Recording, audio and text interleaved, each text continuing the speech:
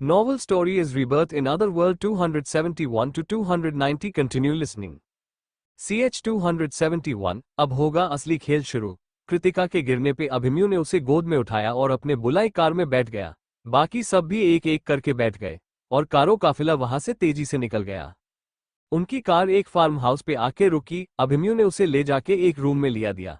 नितिका ने उसके मुंह पे पानी की छींटें डाली जिससे कृतिका की आंखें खुल गई। उसे बहुत कमजोरी महसूस हो रही थी।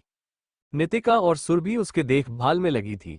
तभी अभिमन्यु के फोन पे एक खास नंबर से फोन आया। वो दूसरी तरफ जाके फोन उठाया तो सामने वाले इंसान ने बोला, बॉस इतना पता चला है कि उसको ऑलरेडी यूज किया जा चुका है। कमल ये है कि रिकॉर्ड में ना डॉक्टर का नाम है और न ही इस्तेमाल करने वाले का। बॉस वहां के कैमरे और रिकॉर्डिंग को बहुत पहले ही डिस्ट्रॉय किया जा चुका है। मैंने अपने लोगों को ही काम पे लगा है। ज्यादा लोगों को इन्वॉल्व करना प्रॉब्लम में डाल सकता है। हाँ ठीक है, लेकिन किसी भी कीमत पे वो इंसान मुझे चाहिए। अभिमन्यु बहुत परेशान था। उसने कृतिका के मासूम फेस को देखा। उसके मन में पता नहीं बहुत बेचैनी महसूस हो रही थी। थोड़ी देर के बाद अभिमन्यु वापस कमरे में सभी के पास आया और बोला, अब यहाँ रुकना सेफ नहीं है। मैंने अरेंजमेंट कर दिए हैं, कल सुबह जल्दी ही निकालना है। कृतिका ने आज अभिमन्यु में कुछ अलग नोटिस किया था। पता नहीं क्यों, लेकिन उसे भी अच्छी फीलिंग नहीं आ रही थी। एक बहुत बड़ी बिल्डिंग में दो लोग चेयर पे बैठे थे। फॉर्मूला 55 सक्सेस हो गया है ना? दूसरे इंसान ने बोला, हाँ हो गया है। असर तो शुरू हो ही गया होगा अब तक। आगे आने वाला समय किसी के लिए बहुत भारी होने वाला है। अब होगा असली खेल शुरू। सभी लोग जेट में बैठ के राजस्थान पहुंच चुके थे। सभी के वहां का एक्सपीरियंस अच्छा नहीं था। यह आके सभी अपने कामों में लग गए, क्योंकि कुछ दिनों में शादी की तैयारियां शुरू होने वाली थी, जिसमें केवल फैमिली मेंबर ही रहेंगे। एक कमरे का हाल बहुत बुरा था। हर चीज टूटी हुई थी। पास में 8 से 10 लोगों की डेड बॉडी पड़ी थी। एक शख्स अपनी लाल आंखों से सामने वाले इंसान को देख के बोला, कैसे वो सब बच गए? इतनी बारीक प्लान से उनके परखच्चे उड़ जाने चाहिए थे, लेकिन वो सब बच गए। लेकिन हर बार नहीं, जब तक मैं हूं तुम सबको खुश नहीं रहने दूंगा। एक दिन रात को कृतिका डिनर करके अपने कमरे में आ रही थी, तभी उसका सर जोर से चकराया। ये पहली बार नहीं था। अक्सर आजकल उसके साथ ये हो रहा था, लेकिन को उसे इग्नोर किए जा रही थी। उसने सोचा कमजोरी होगी। आज वो जोजो से अपने किसी रिसर्च के ऊपर बात कर रही थी। तभी उसने जोजो से पूछा, जोजो आजकल मेरी तबीयत ठीक नहीं लगती। क्या मेरे सर में कोई दिक्कत है? बॉस आपके सर में कोई दिक्कत नहीं है, लेकिन मुझे कुछ तो अजीब ऑरा आपके अंदर से महसूस हो रही है। लेकिन ये कोई खतरे की बात नहीं है। मैं ठीक से बता नहीं सकता, लेकिन जो भी है आपके लिए कोई प्रॉब्लम की बात नहीं है। बस कृतिका इतना सुन के बिल्कुल निश्चिंत हो गई थी। इसके सामने इस समय गन का वही मॉडल था जिसका ब्लूप्रिंट मिशा ने छुपा के रखा था। ये इतना खतरनाक था जी, उसका सिर एक फीचर सामने वाले का सभी सेंस खत्म कर सकता था। वो किसी भी तरीके के सेफ्टी जैकेट को पार कर सकता था। दूसरी एक बहुत छोटी पिस्टल थी, तो बटन प्रेस करते ही अलग अलग हथियारों में बदल सकती थी। ये तो सिर्फ दो ही थी, जिसको पाने के लिए न जाने कितने मुल्क के लोग पड़े थे। आज के डेट में अगर किसी को इसके बारे में पता चला तो इसको उसके लिए रिस्क तो है ही, साथ ही उसकी पूरे फैमिली की जान खतरे में पड़ जाएगी। वैसे भी पहले से ही इतने अटैक हो रहे हैं।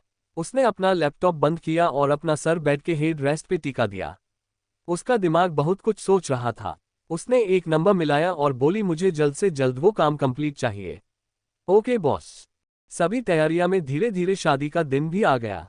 आज महाशिवरात्रि का दिन था। इस समय सभी सुबह से तैयारी में लगे थे। आज के दिन सभी सूर्यवंशी पैलेस में मौजूद थे। आज यही तीनों जोड़ों का विवाह और बाकी के फंक्शन होने थे। 3 पीले पर्दों का मंडप एक तरफ बना था, जिसमें बीचों बीच पार्टीशन था। महल के ऊपरी बड़े से कमरे में हमारी 3 दुल्हनें हल्दी के लिए तैयार हो रही थी। तीनों ने फूलों की ज्वेलरी पहन रखी थी और पीले रंग की लाल बॉर्डर वाली साड़ी पहन रखी थी। तीनों बहुत खूबसूरत लग रही थी। कृति ने अपने चेहरे पे कुछ भी करने से मना कर दिया था। वो लगातार फोन में कुछ टाइप करने में लगी थी। उसे क्या ही अलग फील होगा, उसने तो पहले ही एक रीति से शादी कर लिया था, दूसरा कोर्ट में पेपर साइन कर लिया था, और एक मंगलसूत्र उसके गले में अभी भी चैन के रूप में लटक रहा था। पता नहीं क्यों उसे ठीक नहीं लगा रहा था, जैसे आज के दिन कुछ तो होने वाला था। उसके चेहरे की परेशानी देख के नितिका ने कहा, बच्चा परेशान मत हो, ये दिन हर लड़की के जिंदगी में आता ही है। और कितना अच्छा है ना, आज हम तीनों की शादी एक साथ हो रही है। हम सब साथ में मिलकर सभी जिम्मेदारियों निभाएंगे भी और खूब खुश भी रहेंगे, और एक दूसरे को अपनी परेशानी भी बताएंगे। कृतिका उन्हें क्या ही बताती, बस उनकी बातों पे मुस्कुरा दी। उधर तीनों लड़के पीले रंग की धोती में तैयार बैठे थे और कंधे पे पतला सा अंगरखा था जिसपे लाल रंग का बॉर्डर था। उधर अभिमन्यु फोन पे किसी को मैसेज भेज रहा था और कुछ मेल चेक कर रहा था। आरव अपनी जगह से उठा और अपने कमरे के स्टडी रूम में चला गया। उसने डोर अंदर से बंद किया और उसके आंखों से एक बूंद आंसू गिर गया। सामने कृतिका की पेंटिंग थी। कितना बेवकूफ हूं मैं, आज ये बात महसूस हो रही है कि मैं नितिका को केवल दोस्त मानता था और उसके दूर होने का इल्जाम इतनी सालों तुम पे लगा कि तुमसे बेवजह नफरत करता रहा। तुम्हारी करीबी मेरी धड़कनें हमेशा बढ़ा देती थी, लेकिन अपने ईगो ने मैंने तुम्हें इतना दर्द दिया ताकि जो भी मुझे महसूस हो रहा है वो खत्म हो जाए। जिस चीज से इतना भाग रहा था वही चीज हो गई। पता नहीं कब तुमसे इतना प्यार हो गया, लेकिन देखो ना मेरी बेबसी, अगर ये एहसास पहले हो जाता तो सबके इतना जोर देने पे मैं कभी इनकार न करता। अब हर बार तुम्हें किसी और की बाहों में देखना बहुत दर्द देता है। आज से हमारा रिश्ता एकदम बदल जाएगा और रास्ते एकदम जुदा हो जाएंगे। फिर वही घुटनों पे बैठ के तड़प के बोला, कैसे मैं ये नया रिश्ता निभा पाऊंगा जहां तुम नहीं, तुम्हारी बहन होगी मेरी जीवन संगिनी। मैं बहुत बड़ा बेवकूफ हूं। तभी किसी के डोर पे दस्तक की आवाज आई। हल्दी का समय हो गया था। सभी नीचे पहुंचे और पहले लड़कों को हल्दी लगी, फिर उनकी झूठी हल्दी उनके दुल्हनों को लगी। 272 शादी और कृतिका को तलाक। हल्दी के बाद जैसे जैसे शादी का समय बीतता जा रहा था वैसे वैसे कृति का दिल घबरा रहा था। धीरे मेहंदी की रस्म भी हो गई और सभी अपने कमरों में जाके शादी के लिए तैयार होने लगे। मिसेस ठाकुर ने कृति के गाल पे हाथ रख के बोली, आखिरकार मेरे घर की लक्ष्मी मेरे घर हमेशा के लिए आ रही है। सभी शादी की रस्में शुरू हो चुकी थी। कृति को एक बार फिर चक्कर सा महसूस हुआ। उसने जैसे तैसे खुद को संभाल के अंतिम फेरा लिया और जैसे ही पंडित ने बोला शादी सामन हुई, यही पाखी बेहोश हो के नीचे गिर गई। अभिमन्यु ने उसे उठा के अंदर रूम में ले जाके सुलाया। थोड़ी देर में डॉक्टर आए। अच्छे से चेक करने के बाद सबसे जो बोला, सबकी पैरों के नीचे से जमीन निकल गई। सभी सदमे में वही बैठे कृति को देख रहे थे। आधे घंटे के बाद कृति ने अपनी आंखें खोली। सभी को अपनी ओर अजीब नजरों से देखते हुए देख के बोली, क्या हुआ, आप सब मुझे ऐसे क्यों देख रहे हैं? माफ कीजिए, हमें समझ नहीं आया हम बेहोश कैसे हुए। अभी कोई कुछ बोलता। अभिमन्यु ने कृति का दोनों कंधा गुस्से से पकड़ के बोला, पता नहीं हा किसके साथ अपना मुंह काल किया है अपने, जो आपके पेट में ये बच्चा पल रहा है। कृति ने बोला क्या बोल रहे हैं आप, ये आप हैं पे ऐसा इल्जाम लगा भी कैसे सकते हैं, हमने ऐसा कुछ नहीं किया। अभिमन्यु को और गुस्सा आने लगा। बस झूठ मत बोलिए कृतिका, हमें तो यकीन ही नहीं हो रहा है कि आप इसी होंगी। प्रखर ने बोला, अभी देख कोई गलत फहमी हुई होगी, हम पता लगते हैं ना। अभिमन्यु ने बोला चीख के, वो डॉक्टर मेरी सबसे भरोसे की डॉक्टर है और तुझे अपनी बहन की गलती दिख ही नहीं रही है। कृतिका ने खड़े होकर सभी से बोला, मैंने ऐसा कुछ नहीं किया, जाए कीजिए मेरा। नितिका ने कृति को अपने सीने से लगा के बोला, मुझे भरोसा है आप पे बच्चा। प्रखर ने भी बोला, हाँ मुझे भी अपनी गुड़िया पे भरोसा है। अभिमन्यु ने कृति को अपने तरफ घुमाया और उसके अगले में कुछ समय अपने हाथों से बंधा हुआ मंगलसूत्र तोड़ दिया और अपने हाथों से उसके मान का सिंदूर पोंछ दिया। सभी ने देखा कैसे कृति ने गले का मंगलसूत्र टूट चुका था और उसकी काली मोतियां एक एक करके जमीन पे बिखर रही थी। कृतिका ने अपनी खाली आंखें अभिमन्यु की ओर घुमाई और गौर से उन आंखों में देखा जहां कभी प्यार दिखता था, आज वहां कुछ नहीं था सिवाय गुस्से के। तभी अभिमन्यु ने रही सही कसर और पूरी कर दी जब उसने कृतिका के हाथ में तलाक के पेपर पकड़ा दिया। कृति ने इस पेपर को लिया और रूम के बाहर आ गई। कृतिक उस रूम में गई जहां वो रुकी थी। वो सीधा बाथरूम में गई और सर के नीचे खड़ी हो गई। उसके आंखों से एक बूंद आंसू निकल गया और पानी में मिल गया। वो बाहर आए अपने सिंपल कपड़े पहन के, अपने फोन से एक मैसेज किया और वहां से चली गई। 1 साल बाद एक बड़ा का हॉल ठाकुर मैंशन का, जहां इस समय सूर्यवंशी और राजवंशी ठाकुर परिवार के साथ मौजूद था। किसी ने किसी से भी बात नहीं की। तभी प्रखर 2 लोगों को लेके आया। उन्हें जमीन पे पटक के एक फाइल अभिमन्यु के आगे पटक दी। ऐसे ही 2 और फाइल सूर्यदेव और राजवीर जी के सामने रख दी। जैसे जिसे फाइल पढ़ रहे थे उन्हें बहुत गुस्सा आ रहा था। तभी प्रोजेक्टर पे एक वीडियो चली जिससे सभी को आंखें नम हो गई। दिव्या जी और लतिका जी का रो रो के बुरा हाल था। राजवंश परिवार में पिछले 1 साल से उदासी का माहौल था। आज उनके सामने हो था, ये उनके विश्वास पे मोहर था। राजवीर जी उठे और अभिमन्यु के सामने जाके खड़े हो गए और बहुत अफसोस के साथ बोले, आप जानते हैं आज तक जिंदगी में हमने कभी रिग्रेट नहीं किया क्योंकि मेरा हर डिसीजन परफेक्ट होता था, लेकिन आज मुझे बहुत अफसोस है बेटा कि हमने आपको अपनी बेटी के लिए चुना। जानते हैं हर रिश्ते में प्यार हो ना हो लेकिन विश्वास ये एक दूसरे पे होना चाहिए, लेकिन आप वही नहीं कर पाए। आज आपकी वजह से मेरी बच्ची न जाने कहा है किस हाल में है। ऐसी हालत में उसने किसे खुद को संभाला होगा जब सबसे ज्यादा उसको हमारी जरूरत थी। सौरभ जी ने अपनी पत्नी शीला जी के साथ राजवीर जी और उनके परिवार के सामने हाथ जोड़ के सर झुका के खड़ी थी। वो बहुत शर्मिंदा था। हालांकि उन्होंने कुछ बोला नहीं था, लेकिन कृतिका का सपोर्ट भी नहीं किया था। उनके मन में कृतिका को लेके गलत सोच बन गई थी कि अच्छा हुआ जो कृतिका मेरे घर में नहीं आई। अभिमन्यु ने कुछ नहीं बोला, बस वहां से चुपचाप चला गया। वो अपने कमरे में गया जहां सिवाय उदासी के कुछ नहीं था। पहले भी वो अकेले रहता था, लेकिन पिछले 1 साल से जैसे उसके आंखों में नींद ही नहीं थी। बड़ी मुश्किल से सोता था वो। बार उसके आंखों के सामने कृतिका की खाली आंखें आ रही थी। उसने जोर से चीख और घुटनों के बाल जमीन पे बैठ गया। उसने अपनी मुठिया जमीन पे जोर जोर से मारा, लेकिन उसका अफसोस काम नहीं हो रहा था। उसके आंखों से झरझर आंसू बह रहे थे। इसने अपने रूम का एक बटन दबाया और एक सीक्रेट रूम खुल गया। उसके अंदर जाते ही अंधेरा कमरा रोशनी से बाहर गया। सामने कृतिका की बचपन से लेके अब तक की सभी फोटो थी। वो अपनी भरी आंखों से उन फोटो को देखने लगा। जो से चीखने बोला, नहीं कैसे, आखिर कैसे मुझसे इतना बड़ा गुनाह हो गया जो अपने हाथों से अपनी दुनिया उजाड़ ली। मैंने एक बार भी आपकी बात क्यों नहीं सुनी? और मुझे तो आपके रूप से नहीं आपकी रूह से मोहब्बत थी ना, तो फिर कैसे कैसे हमने ऐसा कर दिया? CH-273 हमें माफ कर दीजिए रानी। अभिमन्यु कृतिका की फोटो देख के बाहर चला जाता है, फिर कमरे से बाहर चला जाता है, लेकिन वक्त उसके चेहरे पे कोई भाव नहीं थे, जैसे उसे कोई फर्क ही न पड़ा हो। शीला जी और सौरभ जी इसके सामने आ गए और बोले, बेटा मेरी बहू, इस घर की रौनक को इस घर में वापस ले आओ।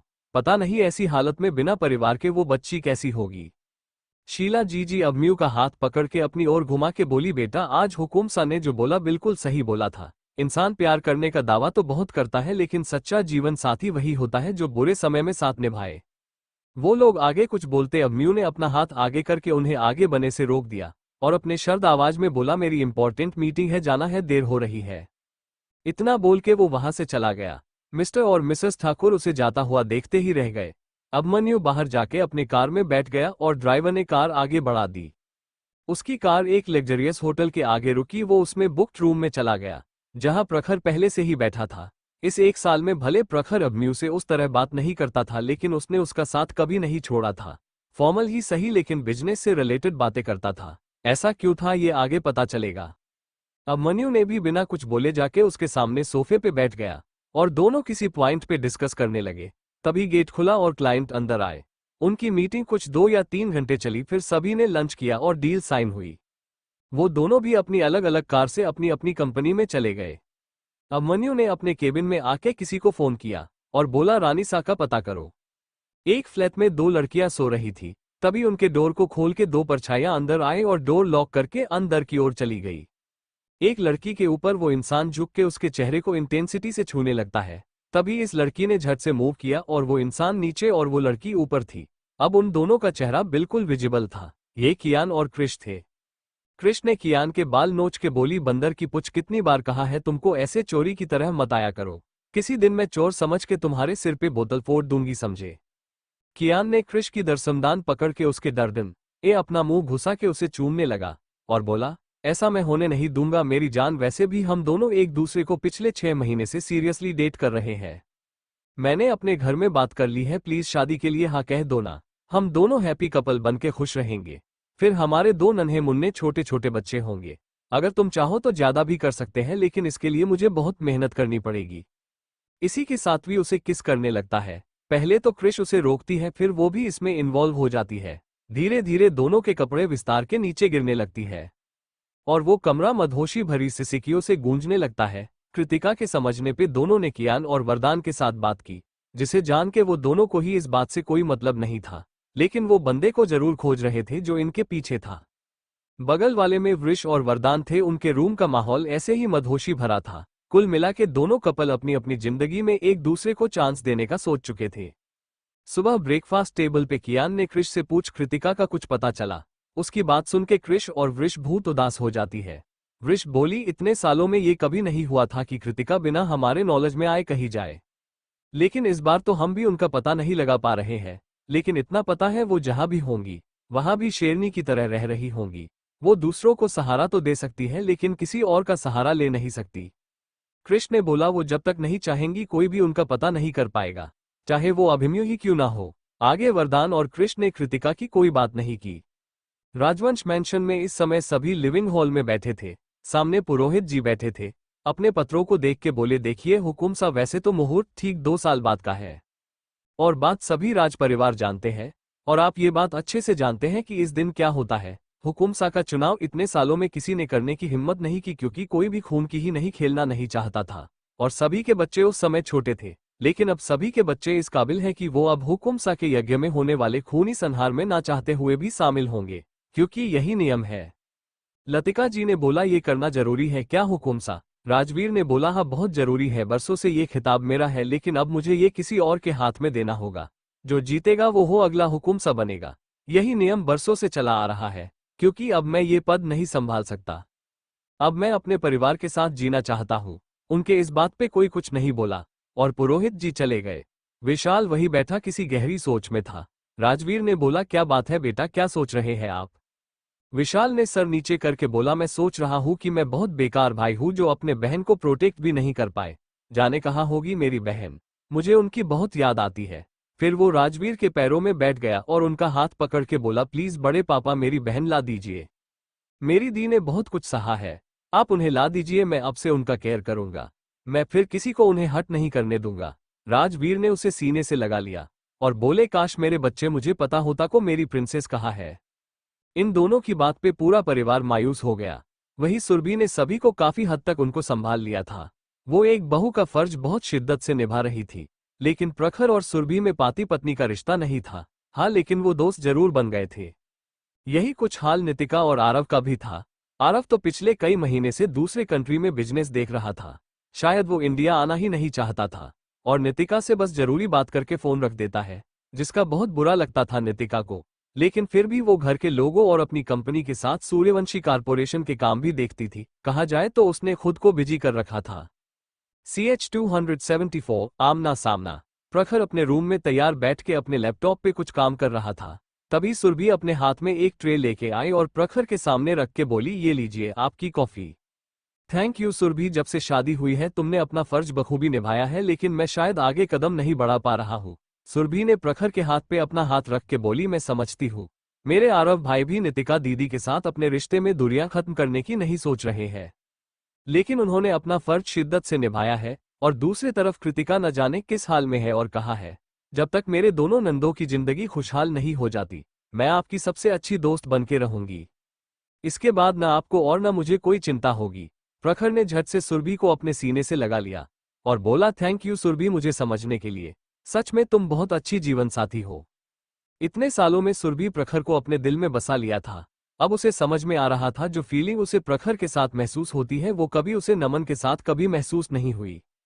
सुरभि को ये सभी का प्यार भर भर के मिलता था, लेकिन सभी के दिलों में अपने दोनों बेटियों के लिए बहुत तकलीफ थी। दोनों ही बेटियों की शादी सक्सेस नहीं हो पाई थी, और उनकी होनहार और सबकी लाडली बेटी का शादी के कुछ घंटों में ही डाइवोर्स हो गया, और उन्हें इसके बारे में कोई जानकारी नहीं है। ये बात किसी बेटी के माँ बाप के लिए किसी बुरे हादसे से कम नहीं था। एक आलीशान कमरा जहां मिस्टर और मिसेस सूर्यवंशी, मिस्टर और मिसेस ठाकुर और मिस्टर और मिसेस राजवंश बैठे थे। उन सभी के बात का टॉपिक उनके बच्चों की शादीशुदा जीवन का था। उनके सामने उनके वही कुल गुरु बैठे थे। वो सब बहुत चिंता से उन्हें ही देखे जा रहे थे। कुल गुरु ने बोला, हमने पहले ही बोला था इनका 7 जन्मों का है, और भूलिए मत, विधि का विधान कोई बदल नहीं सकता है। मिसेस ठाकुर बोली, लेकिन गुरुजी शादी के दिन जो कुछ भी हुआ वो बिल्कुल अच्छा नहीं हुआ, और अब म्यू तो हमारी बहू को खोजने की कोशिश भी नहीं कर रहा है। सूर्यवंशी जी बोले, और गुरु जी मेरी बहू वो कब तक आरव का ये लापरवाह बिहेव बर्दाश्त करेगी? शादी के कुछ हफ्ते बाद ही वो चला गया, उसके बाद 3 साल हो गए इस बात को, उसके भी इम्तिहान की हद कब खत्म होगी? गुरु जी ने गहरी सांस ली और बोला, आप सभी को समझना चाहिए, जो भी होता है नियति के मर्जी से होता है, लेकिन आप सबकी चिंता का केवल एक निवारण है, और वो है हुकुमसा की राजकुमारी कृतिका। जिस दिन उनके कदम वापस उनकी जन्मभूमि में पड़े, समझिए सभी की जिंदगी अपनी राह में आगे बढ़ जाएगी, और वो समय नजदीक है। अच्छा, अब हम चलते हैं। हुकुमसा का चुनाव में बस 10 दिन रह गए हैं। गुरु जी के जाते ही वो सभी बात कर ही रहे थे कि एक के बाद एक गोलियां चलने लगी। वो सभी अपने जगह पे अपने अपने हथियार के साथ खड़े हो गए, और दोनों तरफ से शूटिंग और तलवारों की टंकार सुनाई देने लगी। तभी बाहर से और ब्लैक कमांडो महलम के अंदर आने लगे। उन सभी ने हुकुमसा के साथ बाकी अभी को सेफली बाहर निकाला। इन सब में हुकुमसा और सौरभ जी को एक एक गोली लग चुकी थी, क्योंकि हमला बहुत अचानक हुआ था। अभिमन्यु और प्रखर ने समय से सभी को सेफ कर लिया था। सभी को जल्दी से हॉस्पिटल में एडमिट किया गया। दूसरी तरफ एक घना जंगल का एक छोटी सी झोपड़ी थी। इसके बाहर कुछ लोग खड़े थे, इसके अंदर कुछ फॉरेनर बैठे थे। सभी ने अपने चेहरे पे मास्क पहन रखा था और उनके बीच में एक पूरे काले कपड़ों से ढका इंसान बैठा था। मिस्टर रॉय, आपने वादा किया था आप हमें वो फॉर्मूला देंगे। अब 3 साल हो चुके हैं, आपने हमें बहुत पैसे लिए हैं। फॉर्मूला दो और ये पैसे लो। इस मिस्टर खालिद, ये लीजिए फॉर्मूला। उन फॉरेनर ने इस फॉर्मूला को देखा और डील डन कर दिए। तभी एक बंदूक उनके कनपटी पे लगी, सभी चौंक गए। तभी एक बेहद सर्द लेडीज आवाज आई, अरे अरे डॉक्टर नमन रॉय, इतनी जल्दी भी क्या है? आपने बताया नहीं इन्हें आपने ये फॉर्मूला केवल जानवरों पे किया है जिनमें से केवल एक बचा, बाकी के मारे गए थे। और पैसे की जरूरत के कारण आपने फॉर्मूला सेल करने की जल्दी की, जिससे इनके बजाने कितने होनहार जिहादी मारे जाएंगे। बेचारे आतंक मचाने से पहले ही ऊपर चले जाएंगे। नाम ने चिल्ला के बोला, नहीं मिस्टर खालिद, ऐसा कुछ नहीं है। उनकी बातें बिना सुने मिस्टर खालिद ने नमन को शूट कर दिया और बाकी कमांडो ने उन्हें पकड़ के अपने साथ ले गए। इस लेडी ने अपने चेहरे से नकाब हटाया। ये हमारी कृतिका थी, जिसकी आंखों में इस समय कोई इमोशन नहीं थे। कृतिका ने मे की बॉडी को देख के बोला, इतने दिनों से तुम्हारे बिल से निकलने का वेट हो कर रही थी। और उसके मुंह में एक गोली डाल दी, जिससे उसका खून बहन रुक गया। उसने एक चाकू से बिना सेफ्टी के उसकी गोली निकल दी। एक पट्टी बांध के उसे अपने लोगों के हवाले कर दिया। चिराग को बोलना, ज्यादा ट्रीट करने की जरूरत नहीं है, बस इसे जिंदा रखे, बाकी सब रहने दे। इसी के साथ वो वहां से बाहर आई और बोली, पहली बार मेरी निगाहें धोखा खाए थी नमन, लेकिन आज मैंने वो धोखे का बदला सुध समेत ले लिया है। पहले तुम्हारा करियर और तुम्हारा बिजनेस, क्योंकि तुम्हारे पापा कोई अच्छे इंसान नहीं थे। तभी उसका फोन बजा, उधर से कुछ बोला गया, ठीक है कल सुबह मेरी मीटिंग फिक्स करो। इसी के साथ वो कार में बैठ के वहां से निकल गई। एक बहुत बड़ा बंगला जिसके चेहरे और की सिक्योरिटी बहुत टाइट थी। वहां ज्यादातर काम रोबोट ही करते थे, वहां ह्यूमन बहुत कम थे। सब कुछ कृतिका के कंट्रोल में था। वो चल के एक रूम में गई जो सिंपल लेकिन एलिगेंट था। वहां सब चीज बहुत कॉस्टली था। कृतिका जैसे ही डोर पे पहुंची, एक छोटे बच्चे के खिलखिलाने की आवाजें आ रही थी। उसने अंदर देखा तो वहां एक लेडी थी जिसका नाम दिया था, और इसके पास एक रोबोट खड़ा एक बच्चे को अलग अलग कारनामे दिखा रहा था और अलग अलग लाइट जला रहा था। दिया ने बोला, वो बदमाश देखो तो जरा, पता चल गया है कि मम्मी आ चुकी है, इसीलिए हंसी आ रही है। ये सही है, कृतिका के आने का एहसास उसके बच्चे को पहले ही हो जाता था, इसीलिए खिलखिला के हंसता था। नहीं तो ये 2 साल का बच्चा था, बहुत शैतान। इसका नाम ध्रुव रखा था कृतिका ने। बच्चा बहुत प्यारा था लेकिन दिमाग से बेहद तेज था। सिया ने कृतिका को फ्रेश होके आते देखा तो दूर हट गई। कृतिका ने ध्रुव को गोद में लिया और नीचे चली गई। उसके पीछे दिया भी आ गई। उनके जाते ही रोबोट ने सभी खिलौने समेटे और खुद को चार्जिंग में लगा के स्टैचू बन गया। कृतिक ने ध्रुव को खाना खिलाया और सुला दिया। फिर वो अपने स्टडी रूम में जाके काम करने लगी। तभी सिया आई और कुछ डॉक्यूमेंट देके बोली, पता चला है ये सभी डीलिंग पाकिस्तान के किसी बड़े पावरफुल इंसान की करतूत है, कुछ तो बड़ा चला रहा है।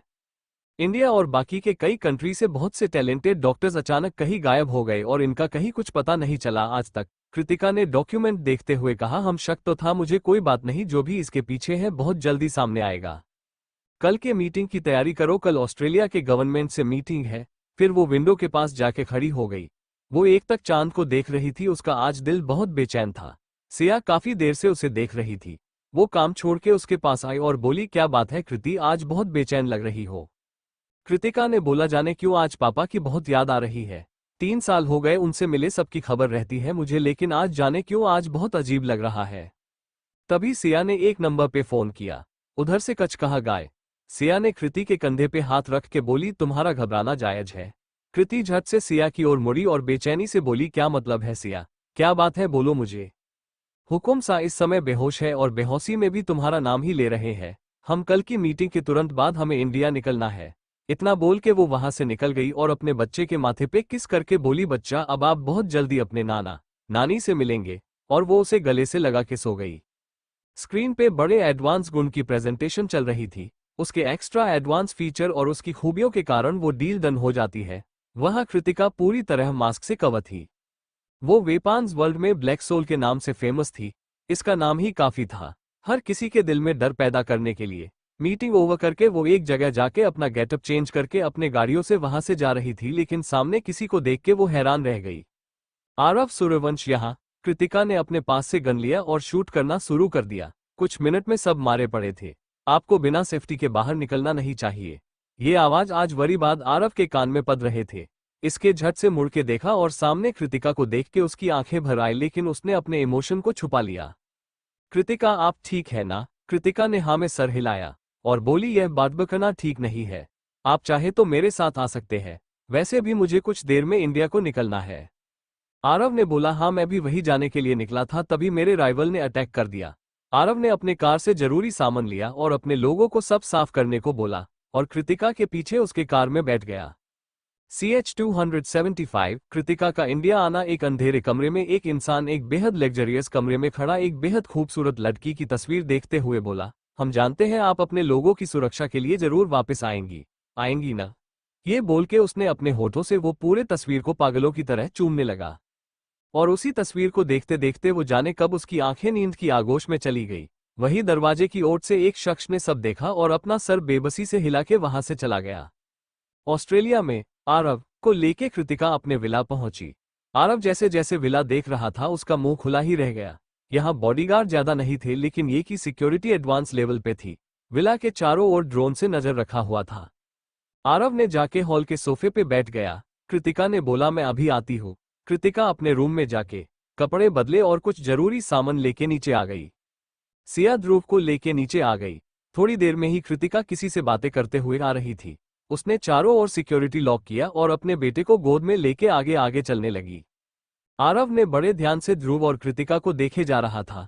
कृतिका चल के विला के बैक साइड में गई, जहां एक हेलीपैड था। कहाँ एक चॉपर खड़ा था। तीनों जाके उसमें बैठ गए। थोड़ी देर में वो चॉपर हवा में उड़ गया। थोड़ी देर में वो चॉपर एयरपोर्ट पे लैंड हुआ, जहां उसका जेट खड़ा था, जिससे पता चलता था कि कृतिका कितनी आगे बढ़ गई थी। शाम के समय एक जेट राजस्थान एयरपोर्ट पे लैंड हुआ। उसमें से कुछ बॉडीगार्ड आके बाहर खड़े हो गए।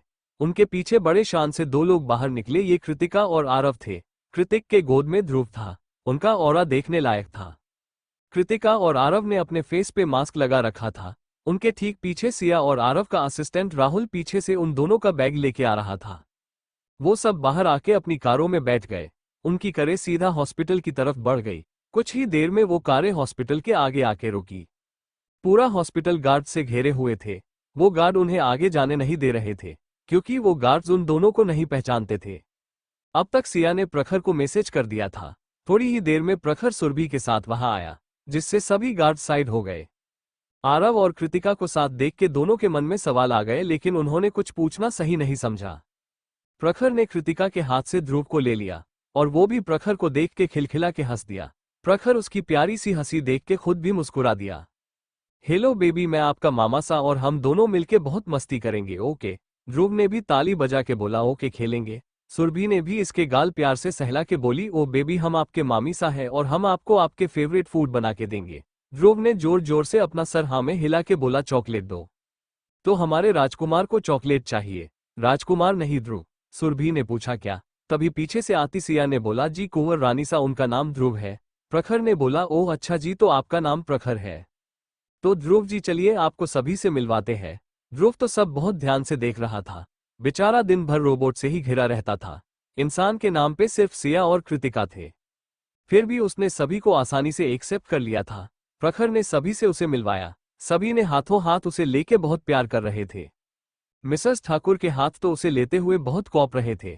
ध्रुव को अपने गोद में लेके उनके आंख से आंसू बह गए और बहुत प्यार उन्होंने ध्रुव के पूरे चेहरे को चूम लिया। फिर वो उसे लेके मिस्टर ठाकुर के वार्ड में गई, जहां इस समय वो होश में थे और बैठ के मैगजीन पढ़ रहे थे। जब उन्होंने डोर खुलते देखा तो उनकी नजरें अपनी पत्नी और ने साथ गोद में बैठे बच्चे पे गई। उनके सामने अभिमन्यु का बचपन घूमने लगा। उन्होंने शीला जी को देख के बोला, ये किसका बच्चा है, बहुत प्यारा है। इसे देख के अभिमन्यु का बचपन याद आ गया, बिल्कुल ऐसा ही देखता था। शीला जी नाम आंखों से बोली, आपका समझना सही है, ये उसी का बचपन है, यही समझ लीजिए, जो एक बार और वापस लौट के आया है। सौरभ जी खुशी से बोले, क्या सच में ये कृति का बच्चा है, वो यह आए है? शीला जी ने हाँ में सर हिलाया। दोनों पति पत्नी बहुत खुश थे। इस समय हॉस्पिटल में प्रखर, सुरभि, शीला जी और दिव्या जी रुकी थी। बाकी सभी अभी आने वाले थे। कृतिका और आरव के आने की खबर सभी तक पहुंच गई थी। सब यह आने वाले थे। कृतिका ने आईसीयू का डोर खोला और धीमे कदमों से अंदर गई। जहां राजवीर जी मशीनों से घिरे थे, वहीं दो डॉक्टर उन्हें चेक कर रहे थे। कृतिका ने अपने हैंड सैनिटाइज किए और राजवीर जी के नब्ज चेक करने लगी। वहां रखी सभी रिपोर्ट उठा के बारीकी से देखने लगी। सभी डॉक्टर उसे ऐसा करते देख रहे थे। उन्हें बहुत गुस्सा आ रहा था, लेकिन चुप थे क्योंकि वो शाही परिवार से थी। उसने अपने पास से एक शीशी निकाली और वहां रखी नई सिरिंज में वो दवा लोड किया। वो अभी राजवीर जी को दवा इंजेक्ट करती वहां खड़ी एक फीमेल डॉक्टर बाहर जाके चिल्लाने लगी, देखिए पता नहीं कौन लड़की हुकुमसा के वार्ड में घुस आई है और वो उन्हें पता नहीं कौन सा इंजेक्शन दे रही है। सभी लोग भाग के वहां आए। उन्होंने जब कृतिका को हुकुमसा का इलाज करते देखा तो वो शांति से बाहर बैठ गए। इंजेक्शन लगते ही 5 मिनट में राजवीर जी ने अपनी आंखें खोल दी। वो लगातार कृतिका का नाम लिए जा रहे थे।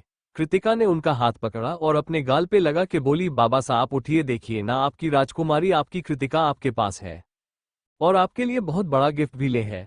आंखें खोलिए ना बाबा साहब, तो शेर ही ना, और शेर ऐसे सोते हुए अच्छे नहीं लगते हैं। तभी राजवीर जी की पलकें फड़फड़ाने लगी और उन्होंने अपनी आंखें खोल दी। कृतिका ने उनके हाथों को चूम लिया और बोली, थैंक गॉड आप उठ गए बाबा साहब। आपको पता है आपके लिए दुनिया का बेहतरीन गिफ्ट लाए हैं। तभी दिव्या जी ध्रुव को लेके आगे आए। उन्होंने बोला, ध्रुव ये देखिए ये आपके नाना सा। राजवीर ने इस बच्चे को देखा, फिर कृतिका को देख के बोले, बहुत प्यारा गिफ्ट है बच्चा, दुनिया सबसे बेहतरीन तोहफा है, थैंक यू। कृतिका ने बोला, लेकिन क्या फायदा बाबा साहब, आप ऐसी हालत में भला ध्रुव के साथ कैसे खेलेंगे। राजवीर जी बोले, अरे इतना सुंदर गिफ्ट के लिए तो हम पूरी जी जान लगा देंगे ठीक होने में। कृतिक ने कुछ मांगा के खिलाया और उन्हें दावा दे के सुला दिया और सभी आईसीयू से बाहर आ गए। कृतिक ने ध्रुव को सुरभि को देके बोली, भाभी साहब आप ध्रुव को घर ले जाए, हॉस्पिटल अभी सेफ नहीं है। तभी उनके कंधे पे किसी का हाथ महसूस करके वो पीछे मुड़ी तो वहां शीला जी थी। कृतिका ने झुक के उनके पास छुए। शीला जी बोली, बच्चे हमसे नाराज है, हमें माफ कर दीजिए, इस समय कुछ समझ नहीं आया और हमें कुछ कहने का मौका ही नहीं मिला, माफ कर दीजिए बेटा अपनी इस माँ को। कृतिका ने उनके हाथ पकड़ के नीचे किए और बोली, हमें कभी आप दोनों से कभी कोई शिकायत नहीं थी, लेकिन ध्रुव को हम ज्यादा देर यह रोक नहीं सकते। CH-276 आरव और नितिका और किस। राजवीर जी ने जब ध्रुव को देखा तो उनकी आधी तकलीफ कम हो गई। उसने मिस्टर ठाकुर और राजवीर को डिस्चार्ज करके पैलेस में शिफ्ट कर दिया। पूरे 3 साल के बाद कृतिका वापस राजवंश पैलेस में मौजूद थी। इस समय इसके गोद में ध्रुव बैठ के क्यूब सॉल्व कर रहा था और उसके अगला बगल नितिका और सुरभि बैठी कृतिका के 3 सालों के बारे में पूछ रही थी। तभी वहां आरव आया और नितिका को सूर्यवंशी पैलेस चलने को बोलने लगा। नितिका ने सभी को बाएं बोला और वहां से आरव के पीछे पीछे चली गई। आरव ने गाड़ी का डोर खोला तो नितिका पैसेंजर सीट पे बैठ गई। आरव ने ड्राइविंग संभाल ली और उनके गाड़ियों के आगे पीछे गार्ड्स की गाड़ियां चल रही थी। आरव ने तिरछी नजरों से नितिका को देखा, जिसने नीले रंग का राजस्थानी लहंगा चोली पहन रखा था। उसकी मांग भरी थी, होठों पे लाइट शेड की लिपस्टिक, बालों को हल्का गूंथा हुआ था जिसकी कुछ लेट उसके चेहरे पे आ रही थी। नितिका को आज आरव पहली बार ध्यान से देख रहा था। सच में नितिका बहुत प्यारी दिखती थी। उसे कृतिका की बातें याद आ गई जो आते समय जेट में कृतिका ने कही थी। फ्लैशबैक। जेट में जब सभी आ गए तो ध्रुव को बेड पे सुला के वो आरव के सामने एक बैठ गई और गहरी सांस लेके बोली, हम जानते हैं कि हमारी मुलाकात के पहले दिन से आप मुझे पसंद नहीं करते हैं। उसके बाद शादी के दिन जो कुछ भी हुआ, उसके बाद मुझे कोई हक नहीं है कुछ भी कहने का, लेकिन फिर भी मैं जानती हूँ कि मैंने कुछ भी गलत नहीं किया है, इसीलिए बस अपना अनुभव आपको बताना चाहती हूँ। सभी को सच्चा जीवन साथी नहीं मिलता है, जिसे मिलता है वो उसकी कदर नहीं करता है, जिसे उसकी सही कदर समय रहते समझ नहीं आती है, तो एक बार जब वो आपके जीवन से चला जाता है तो सिवाय रिग्रेट के कुछ नहीं मिलता। इसीलिए उस चीज के पीछे मत भागो जो किसी और की है, उसे सजो के रखो जो आपका और सिर्फ आपका है। इतना बोल के वो वहां से चली जाती है। प्रेजेंट। आरव ने गाड़ी चलाते हुए कृतिका के बातों को ही सोच रहा था। सही ही तो बोल रही थी वो। जब कृतिका मेरी हो सकती थी तब मैंने उससे सिवाय दुश्मनी के कुछ नहीं निभाया, और जब वो उसके लाइफ से चली गई तब उसे महसूस हुआ कि वो कृतिका को किस हद तक चाहता है। और अब उसकी जिंदगी में नितिका है जो उसकी पत्नी है, जिसने उनकी शादी के हर वचन को बखूबी निभाया है, लेकिन वो तो उसे अकेला सब झेलने के लिए छोड़ के इतने सालों तक दूर रहा। तभी कुछ सोच के उसने कुछ डिसाइड किया।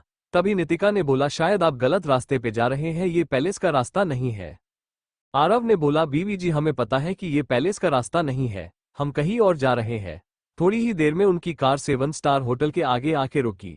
आरव नीचे उतर के नितिका का डोर खोला और उसका हाथ पकड़ के नीचे उतारा। होटल में एंटर करते ही उन्हें वहां का मैनेजर बहुत इज्जत से लेके लिफ्ट से रूफ टॉप पे पहुंचा। वहां चारों ओर अंधेरा हो अंधेरा था। मैनेजर उन्हें अकेला छोड़ के चला गया। नितिका ने घबरा के आरव का हाथ पकड़ लिया और बोली, कुंवर सा यह इतना अंधेरा क्यों है। आरव ने उसे पीछे से उसे अपने बाहों में भरते हुए बोला, हमें माफ कर दीजिए आप बीवी, हमने आपके साथ अपने रिश्ते के साथ बहुत नाइंसाफी की है।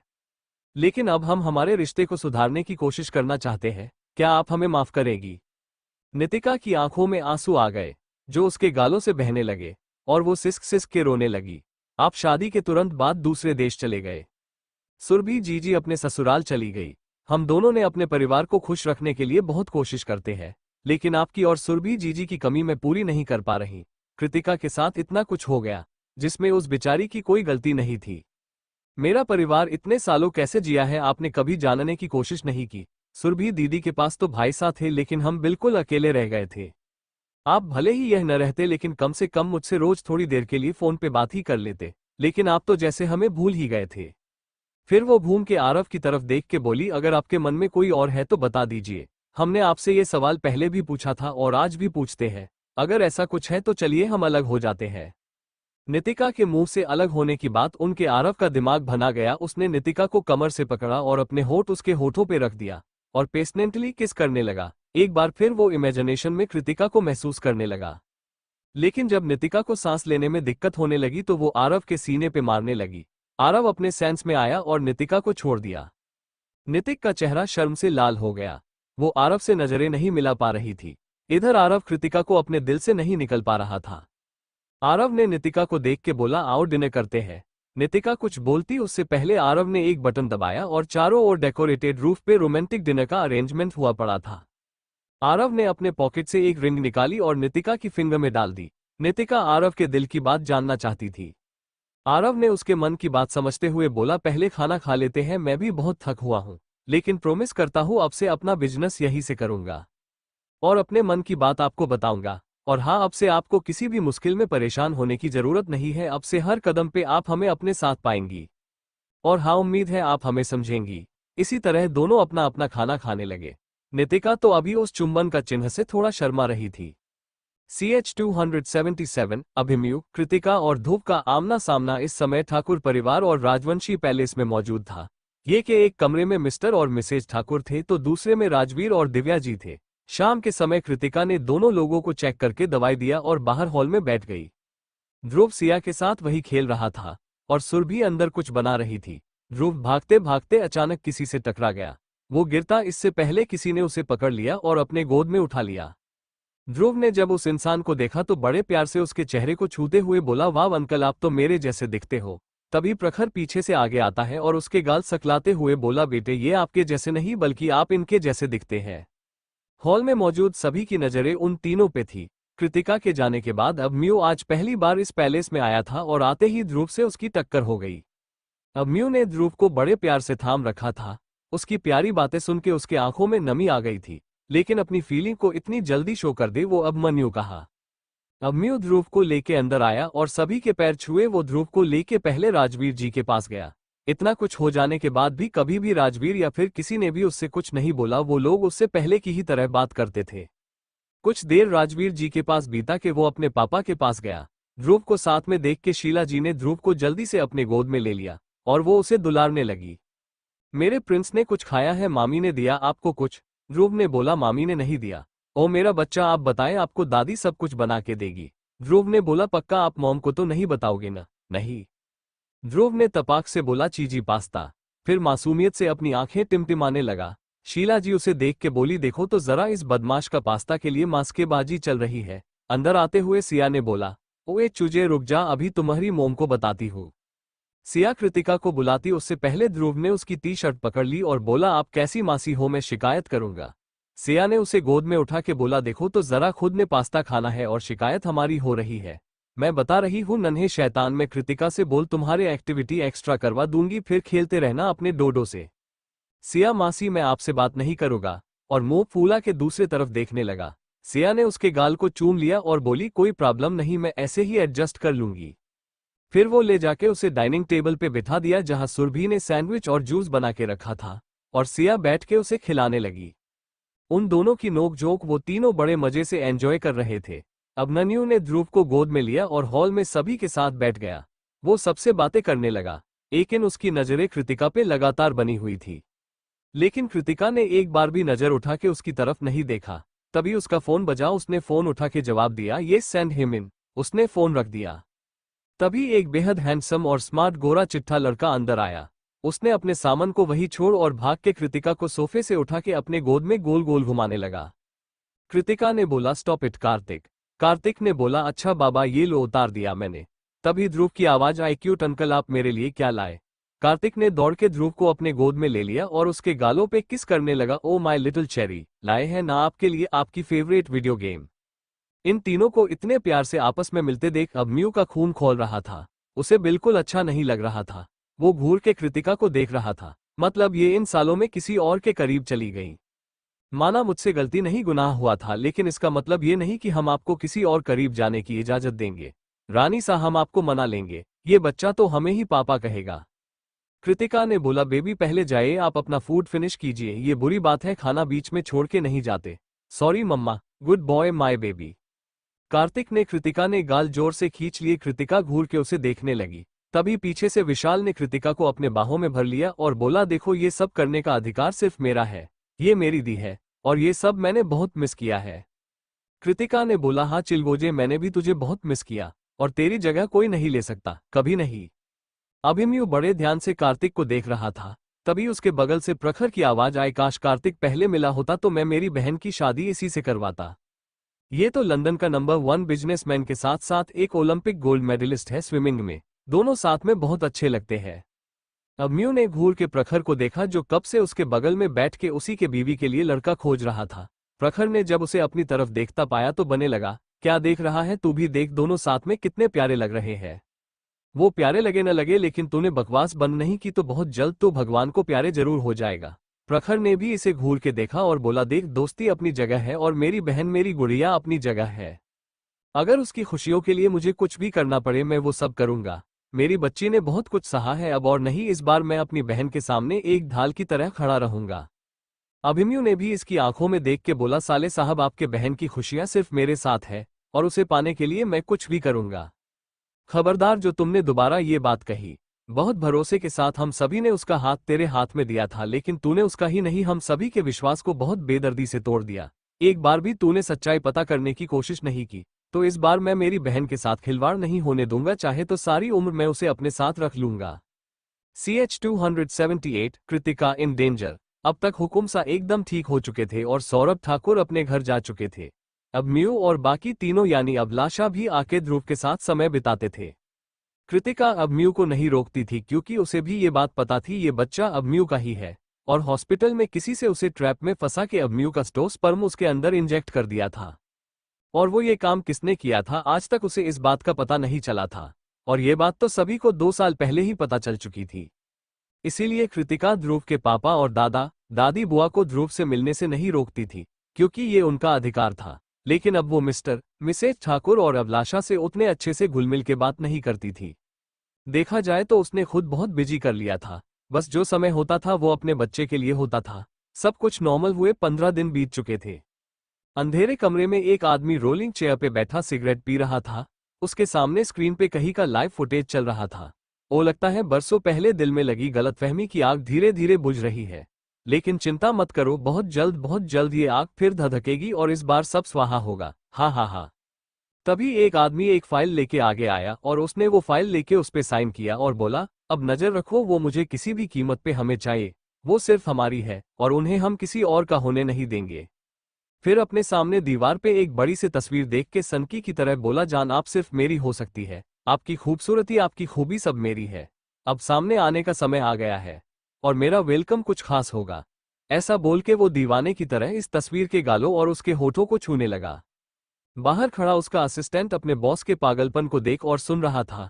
है भगवान, क्या सनकी इंसान है, वो जिसके लिए इतना मर रहा है उसे को तो कुछ पता ही नहीं है। फिर वो वहां से निकल के अपने आलीशान कार से अपने घर की ओर निकल गया। दूसरी तरफ कृतिका जल्दी जल्दी ऑडियो से नीचे आ रही थी। तभी उसके कानों में ध्रुव की आवाज गई। उसकी आवाज सुन के वो वापस ऊपर की ओर भागी। 15 मिनट बाद वो ध्रुव को रेडी करके नीचे ले आए। उसे डिनिंग टेबल पे बिठा के सिया को आवाज लगाई और बोली, सिया आप ध्रुव का ध्यान रखिएगा, हमें जरूरी काम है तो हम चलते हैं। उसने ध्रुव को जोर से किस किया और बोली, मेरा बेबी आप बिल्कुल शैतानी नहीं करेंगे। ओके माम, विल मिस यू। और बाय मम्मा, आप जाओ, और मैं शैतानी बिल्कुल नहीं करता, आप मासूम बच्चे को तंग करते हो। उसकी बात सुन के कृतिका का मुंह बन जाता है। उसकी बात सुन के हॉल में मौजूद सभी लोग हंसने लगते हैं। तब जाके कृतिका का ध्यान सभी पे जाता है। जहां इस समय ठाकुर फैमिली के साथ उसकी फैमिली बैठी चाय नाश्ता कर रही थी। कार्तिक अंदर आता हुआ बोला, Kriti don't be late, let's go बाबा। कृतिका बोली ओके। उसने सभी बड़ों के पांव छुए और बाकी सभी को बाय बोल के बाहर भाग गई। पीछे से कार्तिक बोला, अरे मुझे भी साथ ले जाना है। उफ, हद है ये लड़की। बोलते हुए वो भी उसके पीछे भाग जाती है। सुरभि पीछे जाते हुए बोली, कृति आप नाश्ता तो कर लीजिए। लेकिन उसकी बात सुनने वाला था कौन? वो तो चली गई। फिर वो सिया से बोली, जाने दीजिए भाभी सा, वो ऐसे ही करती है, किसी की नहीं सुनी है, उन्हें काम के आगे खाने का कोई होश ही नहीं होता। सभी की फिक्र करती है लेकिन खुद के बारे में कभी नहीं सोचती है। अगर ध्रुव ना होता तो शायद वो घर भी कभी ना आती। एक यही है जिसकी वजह से वो हंसती है। सिया अपने धुन में बोलती जा रही थी और सभी लोग मायूसी से उसकी सभी बातें सुनते कर रहे थे। उन्हें अंदाजा भी नहीं था कि उनकी कृतिका ने क्या कुछ नहीं सहा होगा। तभी सिया को ध्यान आया कि वो क्या क्या बक रही है, तो उसने सभी की ओर देखा, सब उसी को देख रहे हैं। तो वो हड़बड़ा गई, वो हमें माफ करिएगा, प्लीज मैम को मत बताइएगा, नहीं तो मेरी बैंड बजाना तय है। वो सभी कृतिका के बारे में सिया से और भी कुछ जानने लगे। इन सालों में उसने क्या किया, कैसे रही, क्या कॉम्प्लिकेशन आए। उसने ये भी बताया कि उन्होंने अपने बाल पे कई बिजनेस खोल रखे हैं, लंदन में उनका बहुत नाम है। कृतिका के बारे वो लोग जितना सुनते उनका दिल दर्द और गर्व से भर उठता था। वहां पे अब म्यू भी बैठा सब सुन रहा था और चारों अपनी नजरें घुमा रहा था। उसने प्रखर को और देखा, प्रखर भी उसे ही देख रहा था। दोनों उठ के बाहर चले गए। कृतिका और कार्तिक एक कंपनी के आगे आके रुके। दोनों जब कार से नीचे उतरे तो उस कंपनी का असिस्टेंट आगे खड़ा उन्हीं का वेट कर रहा था। कृतिका और कार्तिक अंदर की ओर चले गए। प्राइवेट लिफ्ट से असिस्टेंट ने दोनों को मीटिंग रूम में ले गया, जहां कुछ लोग पहले से ही बैठे थे। सभी ने आपस में डिस्कस किया, जो फेमस डॉक्टर्स थे, और वहां किसी वायरस के ऊपर डिस्कशन हो रहा था कि किसी ने ऐसा वायरस डेवलप किया है जिससे किसी भी इंसान की मानसिक एबिलिटी एक पल में डिसबैलेंस हो जाती है। फिर दुनिया की कोई दवाई, कोई ट्रीटमेंट उसे ठीक भी कर सकती है। उसका ऑर्गन अंदर ही अंदर सड़ने लगता है, फिर कुछ ही दिन में उसकी मौत हो जाती है। इसे न जाने किसे किसे और कितने वायरस के ऊपर बात हो रही थी। कृतिका बहुत गहरी सोच में चली गई थी। आखिर ये सब डेवलप करने के पीछे किसी की एविल सोच ही हो सकती है। अगर डेवलप किया है तो चलो बात कुछ नहीं, लेकिन इतनी सटीक जानकारी के साथ हम तक ये बात पहुंचना, ये सीधी बात हो ही सकती, खास तौर पे तब जब ये कहा जा रहा जो कि इसका कोई तोड़ नहीं हो। कुछ भी हो, मामला इतना सीधा नहीं हो सकता। CH-279 बैडली इंजर्ड कृतिका वहां इस मीटिंग में सक्सेसफुल डॉक्टर के रूप में वहां गई थी। किसी को भी कृतिका के डॉक्टर के होने के बारे में पता नहीं था। कृतिका जब से मीटिंग हॉल में आई तब से किसी की इंटेंस नजरें कृतिका पे बनी हुई थी। कृतिकान को ये फील भी हो रहा था। उसने जोजो से पूछा कि यहाँ ऐसा कौन है जिसको मेरे बारे में पता है। जोजो ने बोला, इस समय इंडिया है नहीं बल्कि हर कंट्री के सक्सेसफुल डॉक्टर्स और हर कंट्री के प्रेसिडेंट, मेडिकल चीफ मौजूद है। ये मैटर सभी के सोच से भी ज्यादा डेंजरस है। यहाँ कुछ लोग हैं जिन्हें आपके बारे में पता है बाय फेस। कृतिका समझ चुकी थी कि अब खतरा उसके ऊपर हर समय बना रहेगा। उसे अब से अलर्ट रहना होगा। बहुत सारी बातें डिस्कस करते हुए उन्हें शाम हो जाती है। कार्तिक को कुछ अर्जेंट कॉल के वजह से जाना होता है। कृतिका ने एक बटन प्रेस किया और अपनी कार में बैठ के चली गई। आधे रास्ते ही पहुंची थी वो को इसके आगे कुछ गाड़ियां चलने लगी। उसने थोड़ा वेट करने का सोचा, तभी उसके अलग और बगल भी एक एक गाड़ी एक लग गई। अब कृतिका को यकीन हो गया था कि ये उसे ट्रैप करने की कोशिश की जा रही है, यानी किडनैप होने की अगली बारी मेरी है। लेकिन फिर भी कृतिका एकदम रिलैक्स थी। उसने गाड़ी रोकी और आराम से कार का रूफ टॉप खोल के कार के ऊपर चढ़ गई और शान से सभी गाड़ियों को देखने लगी। अब उन गाड़ियों के सभी हाथों में तलवार लिए बाहर आए। सभी बड़े खुखर थे और उनके चेहरे ढके हुए थे। चुपचाप हमारे साथ चलो वरना जिंदा नहीं रह पाओगी। अस गुंडे की बात सुन के कृतिका ने बड़े स्टाइल से चश्मा निकाला और बड़े अंदाज से बोली, और भाई बड़े बड़े आए और गए, लेकिन मर गए हमें मारने वाले। अब सुनो बे, हम बोलते हैं कि जिंदा रहना है तो चलते बनो ये से, नहीं तो हम अपने पे आए तो तुम सब न जिंदा रहोगे न मार पाओगे। कृतिका को बात को सभी हवा में उड़ा देते हैं। झट से कार से निकली और बचते बचाते खुले जगह पे आ गई। फिर क्या वो सब आके उसे घेर लिए और कृतिका बीच में खड़ी होके इन सभी को बड़े शान से देख रही थी। उसके आंखों में डर का नामो निशान नहीं था। अपने दोनों हाथों में 2 तलवार निकाल ली और ताबड़तोड़ उन सभी मारने लगी। किसी का हाथ कर रहा था, किसी का पैर, किसी का चेहरा डैमेज हो रहा था। ऐसे वो सभी के कोई न कोई बॉडी पार्ट्स डैमेज करती जा रही थी। दूसरी तरफ प्रखर के ऑफिस में अभिमन्यु किसी काम से आया हुआ था। तभी इसका असिस्टेंट भागता हुआ आया और बोला, बॉस छोटी राजकुमारी को किडनैप करने के लिए बहुत से लोग उनको घेर के खड़े हैं। ये सुनते ही प्रखर अपने जगह से खड़ा हो गया और बाहर भागने लगा। अभिमन्यु ने अपना फोन निकाला और किसिन को फोन करते हुए वो भी प्रखर के पीछे भागा। इधर कृतिका देख रही थी कि इतना मरने के बाद भी इनकी संख्या कम हो ही नहीं रही थी। इसके स्पेकेल गार्ड्स आ चुके थे, लेकिन कृतिका उन्हें तब तक सामने आने नहीं देती जब तक स्थिति पूरी तरह हाथ से ना निकल जाए। काम से कृतिका ने 25 लोगों को अधमरी हालत में पहुंचा दिया था। तभी कुछ गाड़ियां आके इसके सामने रुकी, उसमें से बंदूक लिए 10 लोग निकले। कृतिका ने अपने तलवार वापस रखे और अपने पास से वो हथियार निकली जो बंदूक थी लेकिन छोटी थी, जिसकी गोलियां बहुत छोटी छोटी थी लेकिन थी बहुत खतरनाक। उससे पहले कृतिका का किसी चेक के पीछे छुपा जरूरी था। वो अभी अपने गार्ड्स को सिग्नल देती कि वहां पे कुछ और गाड़ियां आ गई और उन गुंडों पे फायरिंग करने लगी। कृतिका ने देखा ये प्रखर और अभिमन्यु है, तब वो भी बाहर आई और फायरिंग करने लगी। अभिमन्यु और प्रखर ने कृतिका के हाथों में वो अनोखा गन देख के इम्प्रेस हो गए। कृतिका की एक गोली लगते ही इस इंसान के इस हिस्से के आसपास के एरिया को बेहिसाब दर्द देती है और वो जगह तेजी से सड़ने लगती है। कर ने प्रखर को वो गन पकड़ा दी और अपने पास से दूसरा गन निकल के सभी को शूट करने लगी। तभी उसकी नजर अचानक किसी पे पड़ी। वो दौड़ के गई और अभिमन्यु को खींच के दूसरी तरफ धकेल दिया और गोली कृतिका के कमर में लग गया। लेकिन कृतिका गुस्से में अब सभी को मारे जा रही थी। अभिमन्यु भाग के उसके पास आता कृतिका ने अपने हाथ को दिखा के उसे रोक दिया, लेकिन अभिमन्यु ने उन सभी को एक शूट में खत्म करना शुरू कर दिया। उसका निशाना सीधा उनका सर था। अब वो पूरा खोखर हो गया था। कुछ ही मिनट में सब मारे गए। उनमें से जो हेड था, जिस एक हाथ कृतिका ने काटा था, उसे अपने आदमियों से बोलने अपने अड्डे पे भिजवा दिया था। जब सब कुछ खत्म हुआ तो कृतिका चलते हुए अपने कार के पास आई और एक फाइल निकल के वापस प्रखर के पास आई और बोली, भाई सा चलिए। उसका कपड़ा अभी तक खून से भीग चुका था। अभिमन्यु भाग के आया और कृतिका को गोद में उठा लिया। आप चलिए रानी सा, अपना बहुत खून बह रहा है और आप इतने आराम से हैं।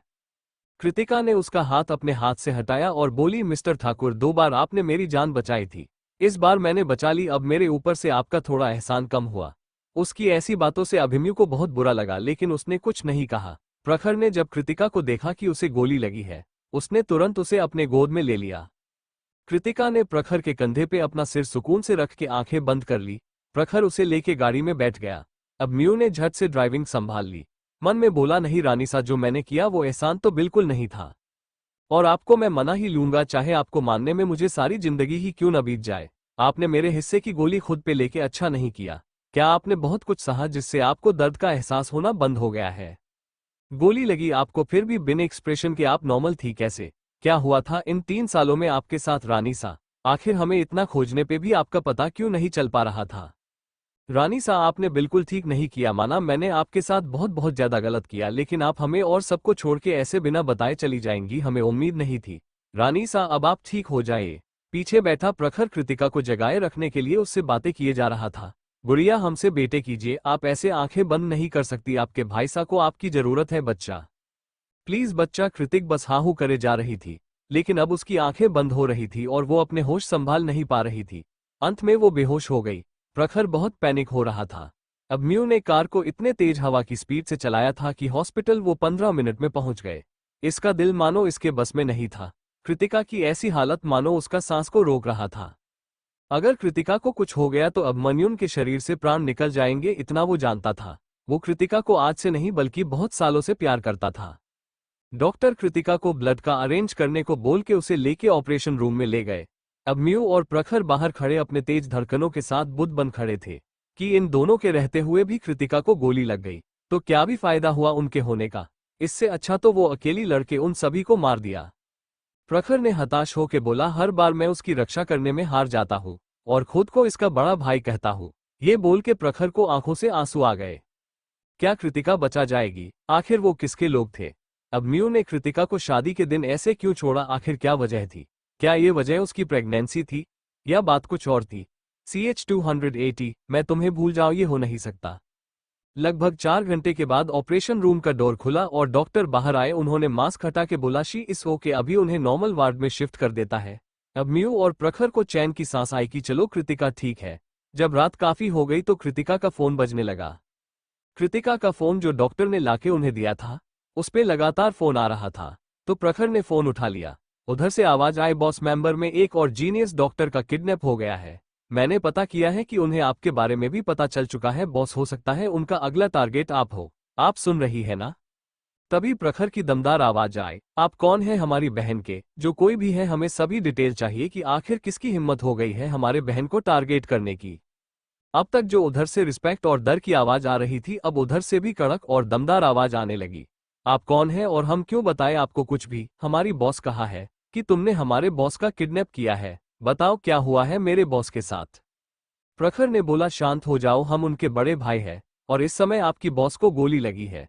वो वर्ड में है और हाँ, जिस अटैक की बात आप कर रहे हैं वो हो चुका है, लेकिन आपकी बॉस किडनैप नहीं हुई है। उनके होश में आते ही बात करवा देंगे, लेकिन हमें सब कुछ जानना है और हम अपनी बहन से जान के साथ कोई रिस्क नहीं लेंगे। इतना बोल के फोन कट गया। तभी एक बात फिर फोन बजा और इस बार फोन पे ध्रुव था। फोन उठाते ही ध्रुव बोला, मम्मा आप कहाँ हो? आओ ना, मुझे आपकी याद आ रही है। देखो ना, ये सिया मासी हमें डोडो के साथ खेलने नहीं दे रही है। मम्मा आते समय हमारे लिए न्यू रोबोटिक पार्ट्स लाना। I want to recreate that, you know ना how smart I am. Okay बे। ये सभी बातें अब म्यू ने भी सुनी थी। प्रखर ने बोला, यार अभी तूने तो अपने दिल पे पत्थर रख के उसके सेफ्टी के लिए खुद से दूर किया, लेकिन तूने इस चक्कर में जो घाव दिए हैं गुड़िया को, वो उस दर्द कभी भूल नहीं पाएगी। और शादी के नाम से उसे या तो खौफ या तो डर बैठ गया होगा उसके दिल में। वजह चाहे जो भी रही हो, लेकिन तरीका बिल्कुल सही नहीं था, वो भी ऐसी हालत में जिसमें सबसे ज्यादा लड़की को किसी के साथ की जरूरत होती है। अब न्यू ने कुछ नहीं बोला। उसने अभी भी प्रखर को असल वजह नहीं बताई थी, लेकिन कृतिका पे जिस तरीके का खर्ता उसने देखा, उसे ध्रुव और कृतिका की सेफ्टी चिंता बात गई। उसे लगने लगा कि उसने कृतिका को दूर करके बेवकूफी की है। खैर, कृतिका नॉर्मल वार्ड में शिफ्ट हो गई। उन दोनों ने घर पर बोल दिया था कि कृतिका किसी काम से हॉस्पिटल गई है, आज नहीं आ पाएगी। कैसी ने भी हमले के बारे में कुछ नहीं बताया, क्योंकि सभी परेशान हो जाते। कुछ घंटों के बाद कृतिका को होश आ गया। कृतिका ने अपनी आंखें खोली तो खुद को हॉस्पिटल के कमरे में पाया। तभी अब म्यू और प्रखर अंदर आए और कृतिका के आसपास खड़े हो गए। दोनों ने एक एक हाथ कृतिका का पकड़ लिया। प्रखर ने बोला, गुड़िया हम वहां अपने सेफ्टी के लिए आए थे, लेकिन आप तो खुद का ध्यान ही नहीं रखती है। आपको पता है ना, ध्रुव अभी छोटा है, कैसे रहेगा वो आपके बिना? अभी थोड़ी देर पहले ही फोन आया था, वो अपनी मम्मी को मिस कर रहा है। कृतिका ने मुस्कुरा के बोला, सॉरी भाई सा, लेकिन खतरों से तो हम बरसों से खेलते आ रहे हैं और लगता है ये सब तो आखिरी सांस तक चलता रहेगा। कृतिका ने इन लोगों के आने से पहले ही जोजो से एक जल्दी ठीक होने वाली दवा खा ली थी, जिससे उसके जख्म तेजी से भरने लगे और दर्द भी कम हो गया। अब म्यू ने बोला, रानी सा हम अभी आपके लिए कुछ खाने को ले आते हैं। कृतिका ने अब मन्यून के किसी बातों कोई जवाब नहीं देती है। अब म्यू वार्ड के बाहर चला गया तो प्रखर ने अपना हाथ कृतिका के सर पे रख के बोला, गुड़िया क्या ज्यादा दर्द हो रहा है आपको? कृतिका ने बोला, नहीं भाई सा, हम ठीक है।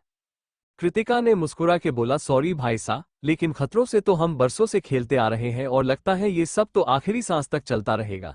कृतिका ने इन लोगों के आने से पहले ही जोजो से एक जल्दी ठीक होने वाली दवा खा ली थी, जिससे उसके जख्म तेजी से भरने लगे और दर्द भी कम हो गया। अब म्यू ने बोला, रानी सा हम अभी आपके लिए कुछ खाने को ले आते हैं। कृतिका ने अब मन्यून के किसी बातों कोई जवाब नहीं देती है। अब म्यू वार्ड के बाहर चला गया तो प्रखर ने अपना हाथ कृतिका के सर पे रख के बोला, गुड़िया क्या ज्यादा दर्द हो रहा है आपको? कृतिका ने बोला, नहीं भाई सा, हम ठीक है। CH-281 महायज्ञ अगला हुकुम सा। किसी तरह तीनों ने कृतिका के साथ हुए हादसे को 3 दिनों तक छुपा लिया था, बड़े मुश्किल से, लेकिन ध्रुव मान गया था। इस बीच अब म्यू ने महल आके ध्रुव से अपना अच्छा बॉन्डर बना लिया था। उसके दिमाग में कभी भी ध्रुव को कृतिका से दूर करने का ख्याल ही नहीं आया। वो बस अपना परिवार खुश देखना चाहता था, अपने बच्चे को अपनी माँ और उसके और पूरे परिवार के साथ पालना चाहता था। ध्रुव अब इसका अच्छा फ्रेंड बन चुका था। कृतिका के घर आने के एक हफ्ते बाद सभी राज परिवार के लोगों की सभा बैठी और सामने राजस्थान के पहुंचे हुए महागुरु बैठे थे। उन्होंने 10 दोनों के भीतर शुरू होने वाली हुकुमसा के प्रतियोगिता के नियम और विधियां एक एक करके समझाई और सभी ने बड़े ध्यान से सीखा भी। प्रखर का हुकुम सा के गद्दी में कोई दिलचस्पी नहीं थी, क्योंकि उसने अपने परिवार को बिखरते हुए देखा है और अब वो सिर्फ बिजनेसमैन बन के ही रहना चाहता था अपने परिवार के साथ। लेकिन क्या करे, ये नियम है, हुकुमसा की संतान इस प्रतियोगिता में भाग लेगी ही।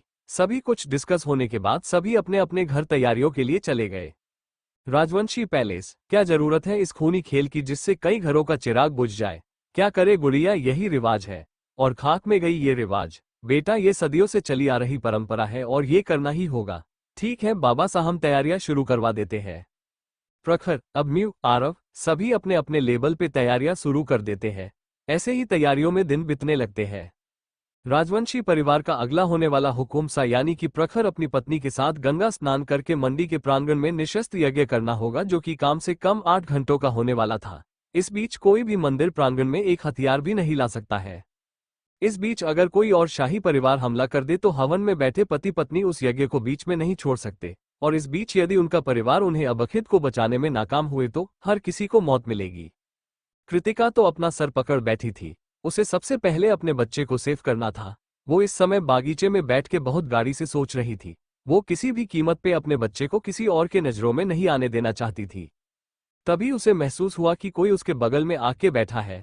उसने देख तो ये अभिमन्यु था। उसने बहुत शांति से बोला, बहुत परेशान है रानी सा, आप चाहे तो हमसे बता सकती है। कहाँ तक हमें पता है आप कोई छोटी बात पे प्रसन्न नहीं होती है जब तक बात परिवार और बच्चे पे ना आ जाए। सच बताइए, क्या आपको ध्रुव की चिंता है? कृतिका बताना तो नहीं चाहती थी, लेकिन अभिमन्यु ध्रुव का पिता था, उसे भी अधिकार था, भले ही पास्ट में उसने जो कुछ भी किया था उसके साथ। हम सही कहा अपने मिस्टर ठाकुर, हम ध्रुव के लिए ही परेशान है। हम आपको कोई बात नहीं बताते, लेकिन ये बात ध्रुव की है, आपका अधिकार बनाता है। भले ही आपने अपने फर्ज न निभाए हो, लेकिन फिर भी हम ये बात बोलने से पीछे नहीं हटेंगे। मेरे ऊपर खतरा हर पल मन रहा है, और जब से ये महायज्ञ और हुकुमसा के पद के लिए इस खूनी खेल का नाम लिया ही मुझे ध्रुव की और चिंता परेशान किए जा रही है। अब बताए आगे क्या करे? है कोई सेफ रास्ता आपके पास जहां मेरा बच्चा सुरक्षित रहे? अभिमन्यु ने कृतिका का हाथ पकड़ लिए और बोला, हम मानते हैं रानी सा, हम आपकी सुरक्षा नहीं कर पाए, लेकिन हमें यह भी पता है कि आप अगर नॉर्मल बात कर रही है और आप मुझे बिना किसी परेशानी के ध्रुव को मुझसे मिलने देती है, तो कहीं न कहीं आपको हर बात के पीछे का रीजन पता ही होगा, क्योंकि आपकी काबिलियत हम अच्छे से जानते हैं। कृतिका ने गौर से उसकी आंखों में देखा, जहां सिर्फ विश्वास, बेइंतहा प्यार, तड़प और केयर मौजूद थी। लेकिन कृतिका ने सब कुछ इग्नोर किया और बोली, ये सब बातें छोड़िए, अभी हमें बस ध्रुव को सेफ्टी के बारे में सोचना चाहिए। एक ही रास्ता है, इसे खुद से दूर करना, जब तक हालात पूरी तरह काबू में न आ जाए।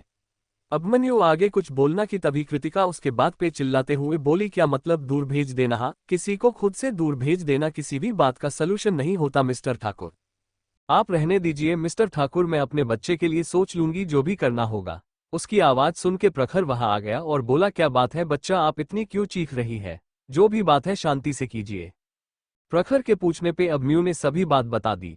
भाई साहब, हमने सोच लिया, हम ये हुकुमसा की गद्दी मिलने तक गई, उसके बाद हम अपने बेबी को लेके वापस वही चले जाएंगे जहां से हम आएंगे।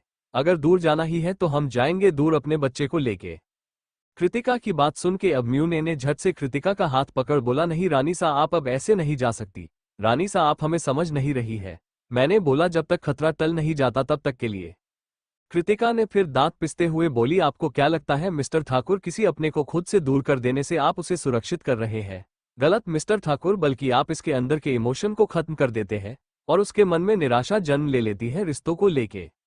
जैसे आज हमारे अंदर शादी नाम की चिड़िया एक खौफनाक रिश्ता और सपना लगता है ना, ठीक उसी तरह मैं अपने बच्चे के साथ नहीं होने दूंगी। वो वहां से जाने लगी तो प्रखर ने कृतिका का हाथ पकड़ लिया और बोला, बच्चे, हम भी यही चाहते हैं कि हमें ध्रुव को फिलहाल के लिए सेफ रखने के लिए उसे कुछ समय के लिए दूर रखना एक अच्छा फैसला है।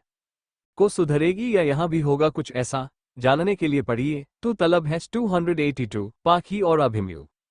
प्रखर के रोकने पे भी कृति कोई जवाब नहीं देती, क्योंकि अकेले रहने का मतलब वो बहुत अच्छे से जानती थी।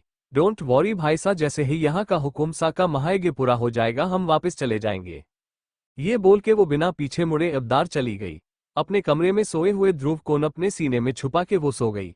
इधर प्रखर और अभिमन्यु दोनों कृतिका के इस जवाब पे बहुत परेशान हो गए थे।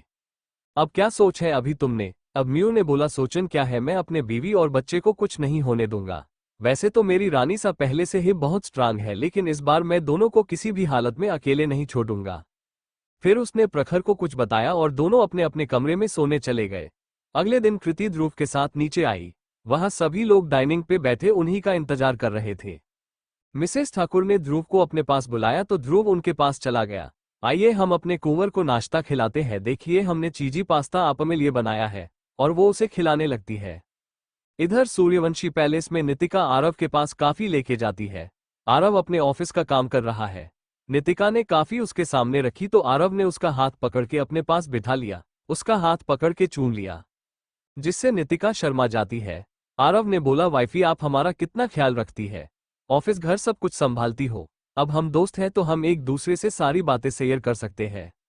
नितिका ने बोला, आपने बोला कि आप हमें अपने मन का हाल बताएंगे, तो आप चाहे तो बता सकते हैं, हो सकता ही हमारे पास कोई सलूशन हो। आरव के सामने फिर वही चेहरा आ गया जिसकी झलक उसे नितिका में दिखाती थी। आखिरकार वो उसकी बहन जो थी। उसे एक बार फिर पछतावा हो रहा था कि काश उसने समय रहते सबकी बातें मान ली होती तो इस समय उसके पास वो बैठी होती और शायद हमारा रिश्ता किसी और लेवल पे पहुंच गया होता। फिर उसने जल्दी से अपने आप को संभाला और बोला, अभी ऑफिस का समय है और आपको भी जाना है। आप जिए रेडी होइए, हम साथ में जाएंगे। नितिका ने हाँ बोला और तैयार होने चली गई।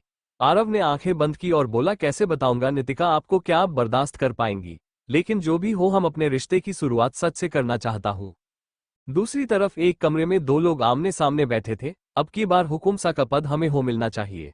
बहुत इंतजार किया है इस दिन का, चाहे खून की नदियां ही न बहानी पड़े, लेकिन इस बार कोई और शाही परिवार इस हुकुम सा के गद्दी पे नहीं बैठना चाहिए। जितने भी लोग साथ आना चाहते हैं सभी को तैयार करो, मरने और मारने के लिए, और उन्हें भी जरूर बुलाना। आखिरकार ये उनका अधिकार है। जी हमने पहले सब तैयार कर लिया है। चक्रव्यूह रच दिया है जिसमें फंसेंगे ये तीन शाही परिवार। अफसोस जिसमें जाने का रात तो है लेकिन बाहर आने का रास्ता नहीं है तो केवल ऊपर जाने का रास्ता। मैं अपने दुश्मनों को कभी दोबारा फैन उठाने का मौका नहीं देता। उनका फैन बहुत बेरहमी से कुचलता हूं कि दोबारा कोई सर उठाने की गुस्ताखी न करे। लेकिन दूसरा आदमी बोलता, लेकिन हमें उस लड़की की जरूरत हो सकती है, सुना है इसे बहुत लोग पाना चाहते हैं। हर पाना तो कहते हैं लेकिन उसे हम इस्तेमाल करेंगे और वो वही करेगी जो हम कहेंगे। ये बोल के उसने किसी को फोन किया और कुछ बात करने के बाद फोन रख दिया। इधर कृतिका ने ध्रुव की सेफ्टी के लिए बहुत कुछ सोच रखा था। उसने भी अपनी तैयारी फुल कर रखी थी।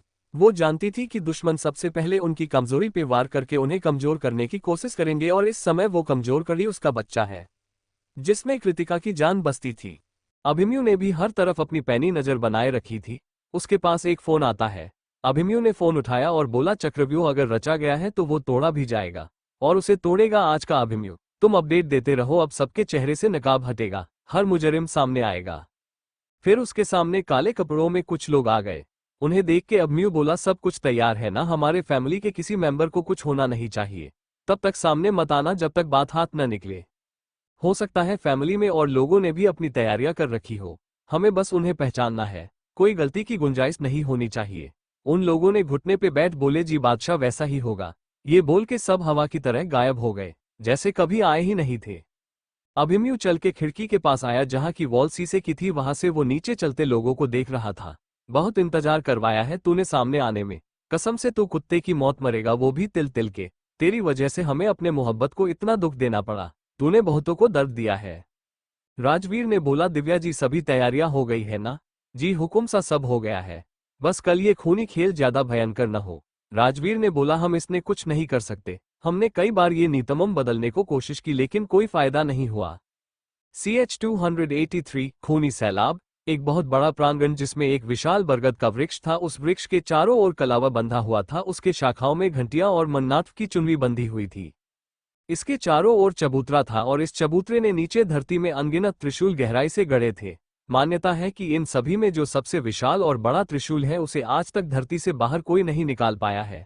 इसी प्रनागढ़ के एक तरफ लगभग 100 सीढ़ियों के ऊपर एक सामान्य सा मंदिर बना हुआ था जो कि देवी मां की थी, लेकिन उनकी मान्यता पूरे राजस्थान में मशहूर थी। उसी के ऊपर इस समय प्रखर और सुरभि बैठे यज्ञ में आहुति डाल रहे थे। उन्होंने पीले रंग का सत्र पहना हुआ था। सुरभि ने सिंपल पीली साड़ी पहना रखी थी लेकिन 16 श्रृंगार में वो बहुत प्यारी लग रही थी। प्रखर ने केवल पीली धोती पहने थी और कंधे पे पीली जनेऊ थी, माथे पे तिलक था। ये पूरा निर्विघ्न 4 घंटों तक चलती है। इस बीच अगर दुश्मन ने हमला कर दिया और उन्होंने यज्ञ में बैठने वाले को मार दिया या फिर आखिरी आहुति दे दिया तो वो इसी समय राजस्थान का हुकुम सा निश्चित हो जाएगा। कृतिका और बाकी सभी इस परांगण में चारों ओर फैले हुए थे। अपनी पैनी निगाहों से चारों ओर देख रही थी क्योंकि इस समय किसी के भाई हाथ में कोई हथियार नहीं था। यह हथियार लाना पूरी तरह मना है। प्रांगण के बाहर पुलिस की पूरी टीम खड़ी थी। हालांकि वो भी प्रांगण में नहीं जा सकते थे, बाहर से ही खून खराबा रोकने की कोशिश कर सकते थे। बस कोशिश, क्योंकि ये बात वो भी अच्छे से जानते थे कि ये खूनी खेल सरकार भी नहीं रोक सकती है। ये राजस्थान है जहां आज भी हुकुम सा और शाही लोगों का ही दबदबा रहता था। उनके इस रिवाज में पुलिस भी कुछ नहीं कर सकती थी सिवाय चीजों को ज्यादा बिगड़ने से रोकने के। चारों ओर हाईटेक ड्रोन घूम रहे थे और कृतिका को लगातार हर चीज का अपडेट उसे मिल रहा था। उधर आरव और अभिमन्यु भी लगे हुए थे। ये तीनों शाही परिवार आपस में मिलकर एक सहमति से एक दूसरे का साथ दे रहे थे। ऐसा दूसरे भी कर सकते हैं और कर भी रहे थे क्योंकि कृतिका को पता चल गया था कि 5 शाही परिवार मिलकर मंदिर की ओर आ चुके हैं। अब म्यू और आरव के आदमी उनको रास्ते में रोक रही थे, जिससे बहुत से लोग मारे जा रहे थे। लेकिन दुश्मन पार्टी भी कोई कमजोर नहीं थी। लगता है उन्होंने आधा देश ही हायर कर लिया है। उनको कितना भी मारने के बाद भी संख्या और बढ़ती जा रही थी। पूजा संपन्न होने में बस आधे घंटे का समय था। बाहर दुश्मन के आदमी अलग अलग रास्तों से होकर प्रणांगण तक पहुंच गए थे। तभी कृतिका को आसमान में कुछ सुनाई दिया। उसने चिल्ला के बोला, बी अलर्ट एवरीवन, शायद अब आकाश से हम पे हमला हो। हम ऊपर जा रहे हैं भाई और भाभी के पास। इसके जाते ही अब म्यू ने आरव को कुछ इशारा किया। आरव सभी को लेके सेफ जगह पहुंच गया। जितनी भी लेडीज थी सभी को वहीं के बने एक कमरे में ले गया। हालांकि औरतें कमजोर नहीं थी, वो बखूबी लड़ सकती थी। लेकिन तभी जब हमला जमीनी हो और तलवार से हो, बंदूकों का मुकाबला वो तलवार से नहीं कर सकती थी। और ये अगला हमला तो आसमान से होने वाला था, जिसमें बचना बहुत मुश्किल था। इससे अच्छा उपाय बचने का यही था, छुपना। वो जानती थी कि उनका वहां होना सिर्फ उनके लोगों की मुसीबत ही बढ़ाएगा। उनका सोचना सही भी था। अगले ही पल एक हेलीकॉप्टर मंदिर के सीधा ऊपर उड़ता हुआ दिखा, जिसमें तलवारें लिए कुछ लोग बैठे थे और कुछ लोग जल्दी जल्दी उतर भी रहे थे। इतनी ही देर में काफी लोग राजवीर, आरव, सूर्यदेव, सौरभ को घेर के खड़े हो गए थे। उन सभी के हाथों में चमचमाती तलवार थे, लेकिन बाकी सभी निहत्थे थे। राजवीर जी ने कुछ इशारा किया, जिसे समझ के आरव, सौरभ जी और सूर्यदेव ने अपने सामने खड़े लोगों के मुंह पे जोरदार मुक्का दे मारा, जिससे उन सभी को संभालने का मौका ही नहीं मिला। वो सब लड़खड़ा के पीछे हट गए। राजवीर ने एक का हाथ पकड़ के मोड़ दिया, जिससे उसके कलाई कट से टूट गई, जिससे उसकी पकड़ उसकी तलवार से ढीली हो गई। राजवीर ने पकड़ ली और एक ही वार में उस इंसान का काम तमाम हो गया। बाकी सभी ने भी वही किया। हेलीकॉप्टर दोबारा वहां आता है, जिसमें से और लोग उतरते हैं और उन लोगों से लगते हैं। उसमें बंदूकें पकड़े लोग प्रखर और सुरभि पे गोलियां चलने लगे। तब तक कृतिका और अभिमन्यु वहां पहुंच गए। उन दोनों को कोई भी गोली छूती उससे पहले ही कृतिका ने वहां रखी एक थाल उठा ली और सुरभि को कवर कर लिया। ठीक वैसे ही अभिमन्यु ने भी किया, लेकिन अभिमन्यु ने जब तक एक बड़े से थाल से प्रखर को धकता, उसे एक गोली उसके एक बाजू को छूते हुए निकल गई थी। लेकिन प्रखर और घायल होता अभिमन्यु ने उसको और खुद को धक लिया था। वो थाल इतनी बड़ी थी कि उसे वो पंडित भी छुप गया था। इसी के साथ पंडित ने कहते आवाज में बोले, जजमान, क्योंकि आखिरी आहुति आप दोनों ने दी है, इसीलिए अब नियम के अनुसार गला हुकुम सा आपको ही बनना पड़ेगा। ये सुन के वो चारों भौचक्के रह गए। वो गए कुछ सोचते। पंडित ने एक थाली उनके आगे बढ़ा दी और देवी माँ के चरणों में चढ़ने को बोला। वो आगे कुछ बोलते एक बार फिर हेलीकॉप्टर की आवाज आने लगी। कृतिका ने पंडित और सुरभि का हाथ पकड़ा और मंदिर के अंदर लेके गई। इस समय बाहर प्रखर और अभिमन्यु थे। सुरभि ने झट से अपना साड़ी का पल्लू फाड़ा और बाहर की ओर जाने लगी, लेकिन कृतिका ने उन्हें रोक दिया और बोली, भाभी सा आप यही रुकिए, हम आते हैं। ये बोल के उसने वो कपड़ा ले लिया और बाहर चली गई। अब तक वो हेलीकॉप्टर फायरिंग करके जा चुका था। अब वो थाल भी पूरा डैमेज हो चुका था। अब तक बहुत से लोग वहां आ चुके थे, जहां राजवीर और बाकी चारों उन सभी के बीच घिरे अब हमला किए जा रहे थे। कृतिका भाग के प्रखर के पास गई और गोली लगने वाली जगह में एक इंजेक्शन घुसा दिया। इस इंजेक्शन को इंजेक्ट करते ही उसका दर्द खत्म हो गया और खून बहन भी रुक गया। उसने वो कपड़ा उसके बाजुओं पे बांधा और नीचे की तरफ भागे। हालांकि कृतिका चाहती तो उन्हें गन दे सकती थी, लेकिन वो जोजो की हकीकत किसी को बता नहीं सकती थी। लेकिन उसने सोच लिया था कि वो जोजो की तरह कुछ और भी डिजाइन करेगी। सच में उसके माँ की मोम बहुत ज्यादा इंटेलिजेंट थी, जिन्होंने इस चीज को बनाया था। दूसरी बात, वो इस मंदिर के नियम को तोड़ना नहीं चाहती थी। वो इन दुश्मनों का हथियार तो ले ही सकती थी। इन तीनों ने भी वही किया। उन्होंने उनमें से 3 को पकड़ा और उनके हथियार छीन लिए और फिर घमासान शुरू हो गया। थोड़ी ही से में लाशें वहां बिछी थी, लेकिन कृतिक, अभिमन्यु और प्रखर ये देख के घबरा गए कि सभी औरतें इस कमरे के बाहर थी और उनके चारों ओर बंदूक के लिए लोग खड़े थे, जिनका निशाना वो सभी औरतें थे। वो सभी बहुत डर गए थे। इधर राजवीर और बाकी सब भी बंदूकों के निशाने पे थे। अब बचे थे तो केवल कृतिका, बहमनी और प्रखर। तभी मंदिर के दरवाजे से एक राजवीर के हो उम्र का आदमी चलत हुआ अंदर आया। इसकी पर्सनैलिटी बहुत अच्छी थी, देख के ही मालूम होता था कि वो अपने समय में बहुत हैंडसम रहा होगा। लेकिन उस शख्स को देख के 3 लोगों के चेहरे अविश्वास से बड़ी हो गई थी। राजवीर और सूर्यदेव ने एक साथ बोला, तुम तो इन सब के पीछे तुम्हारा हाथ है। तभी उस शख्स की हंसी वहां गूंज गई। CH-284 कृतिका का शादी के लिए हाँ। राजवंश पैलेस के हॉल में इस समय सभी मौजूद थे, लेकिन आज वहां एक भी लेडी भाई थी। वहां एक सोफे पे कृतिका अपने आंख बंद करके अपना सर हेड रेस्ट पे रखी थी। जहां हर समय सबके बोलने और हंसने की आवाजें आती थी, आज शांति छाई हुई थी। हर किसी की नजर कृतिका पे थी। अचानक कृतिका ने अपनी आंखें खोली और बोला, पापा मैं तैयार हूँ, आप बता दीजिए, मुझे कोई दिक्कत नहीं है। राजवीर जी बोले, लेकिन बच्चा आप एक और बार सोच लीजिए। कृतिका ने मुस्कुरा के कहा, कोई बात नहीं बाबा, आपको अपने बेटी पे भरोसा है ना। राजवीर जी बोले, है, लेकिन बेटा वो आहुति। जिसपे कृतिका ने झट से बोला, दोबारा इस बात को अपने मुंह से मत निकले बाबा, ये बात हम पांचों के बीच में ही रहने दीजिए, और जैसा नियम था वैसे ही कीजिए, वरना प्रॉब्लम और बढ़ जाएगी। अम्यू ने गुस्से से कहा, नहीं आप ऐसा कुछ नहीं करेंगी, हम कोशिश कर रहे हैं, हम सभी को छुड़ा लेंगे, आप चिंता मत कीजिए। पाखी ने घूर के अम्यू को देखा और बोली, ठीक है, एक बार और सही यकीन कर ही लेते हैं, आपके के पास शादी होने तक का समय है, अगर वो समय निकला गया तो भूल जाएगा।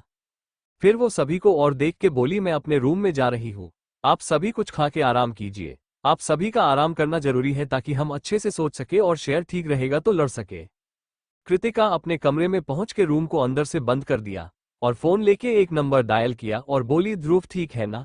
इसमधार से कुछ बोला गया तो कृतिका ने बोला, मुझे लापरवाही नहीं चाहिए, ये बोल के फोन रख दिया और वो बाथरूम में चली गई और कपड़े पहने ही सवार के नीचे खड़ी हो गई और उसे मंदिर का सीन दिखाई देने लगा। फ्लैशबैक। राजवीर जी ने बोला, अजीत तुम हो, मतलब इतने सालों से जोन कुछ भी हो रहा है उसके पीछे तुम हो। जिसपे अजीत ने हंसते हुए बोला, वैसे दिमाग वाकई बहुत अच्छा है तुम्हारा, लेकिन क्या ही फायदा, अब किसी काम का नहीं होगा। दिव्या मुझे बहुत पसंद थी, मेरा पागलपन बन गई थी, लेकिन ऐन समय पे आके तुमने उसे मुझसे मेरी दिव्या छीन ली, सोचो मुझे कैसा लगा होगा। मैंने बहुत कोशिश की उसे भूलने की, लेकिन मैं भूल ही नहीं पाया, कितना तड़पा हूं मैं, ये बात मैं ही जानता हूं। तो मैंने सोचा जब मैं दुखी हूं तो मैं तुम्हें कैसे खुश रहने दूं। मैं घर वालों ने तो कसम दे के मेरी शादी करवा दी, लेकिन मैं उसे कभी अपना नहीं पाया, क्या आप कारू हो ही नहीं पाया। वहां मौजूद सभी को अजीत की बात से बुराग रहा था, लेकिन उसके तरीके पे गुस्सा आ रहा था। तो राजवीर ने बोला, आगरा गुस्सा था, दुश्मनी थी तो मुझसे निकलते आइस, बाकी सभी की क्या गलती थी। जिसपे अजीत हंसते हुए देखा और बोला, क्योंकि नहीं तुझे तड़पना चाहता था, और वो तड़प तुझे घायल करके या नुकसान पहुंचा के नहीं होता, उसके लिए मुझे तेरे सबसे अजीज को तड़पने से तू खुद ही तड़पता, और देख मैंने वही किया। तेरे पास फैमिली तो थी, लेकिन फैमिली का सुख कभी नहीं मिला, और जब फिर से मिला तो मैंने कृतिका को दूर कर दिया। मैंने उसके पति को इतना मजबूर कर दिया कि उसे वही करना पड़ा जो मैंने चाहा। बेचारा तेरे गुनाह की सजा तेरे साथ उसको भी मिली बेचारा।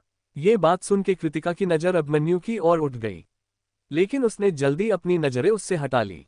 राजवीर ने बोला, देखो सालों निकल दिए तुमने हमसे दुश्मनी निभाने में, अब तो रुक जाओ, क्या चाहते हो तुम वो बताओ, कैसे ये दुश्मनी खत्म करोगे।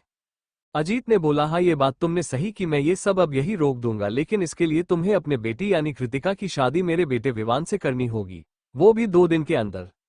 उसके बाद तुम्हारे घर की सभी औरतें सही सलामत तुम्हारे पास पहुंच जाएंगी, लेकिन इस बीच कोई भी होशियारी इन सभी की जान लेने में समय नहीं लगाएगी। उसकी बात सुन के सभी शौक हो गए, खास तौर पे कृतिका और अभिमन्यु। कृतिका तो शांत खड़ी थी, लेकिन अभिमन्यु की आंखें गुस्से से लाल हो गई थी। कहा उसने सोच था कि अपने बेटे को और उसकी मां को माना के अपने पास वापस लेके के आऊंगा, लेकिन नहीं, ये कुछ और ही स्याप्पा हो गया था। इसी के साथ उसने अपने आदमियों को इशारा किया और वो सभी औरतें को लेके गाड़ियों में बिठाए और उनकी गाड़ियां वहां से धूल उड़ती निकल गई। अब वहां बस वही लोग खड़े थे, उनके साथ सुरभि भी थी, क्योंकि वो मंदिर में ऊपर थी, बाद में नीचे आए, इसीलिए वो बच गई। इसी के साथ उसने अपने आदमियों को इशारा किया और वो सभी औरतें को लेके गाड़ियों में बिठाए और उनकी गाड़ियां वहां से धूल उड़ती निकल गई। अब वहां बस वही लोग खड़े थे, उनके साथ सुरभि भी थी, क्योंकि वो मंदिर में ऊपर थी, बाद में नीचे आए, इसीलिए वो बच गई। इसी के साथ उसने अपने आदमियों को इशारा किया और वो सभी औरतें को लेके गाड़ियों में बिठाए और उनकी गाड़ियां वहां से धूल उड़ती निकल गई।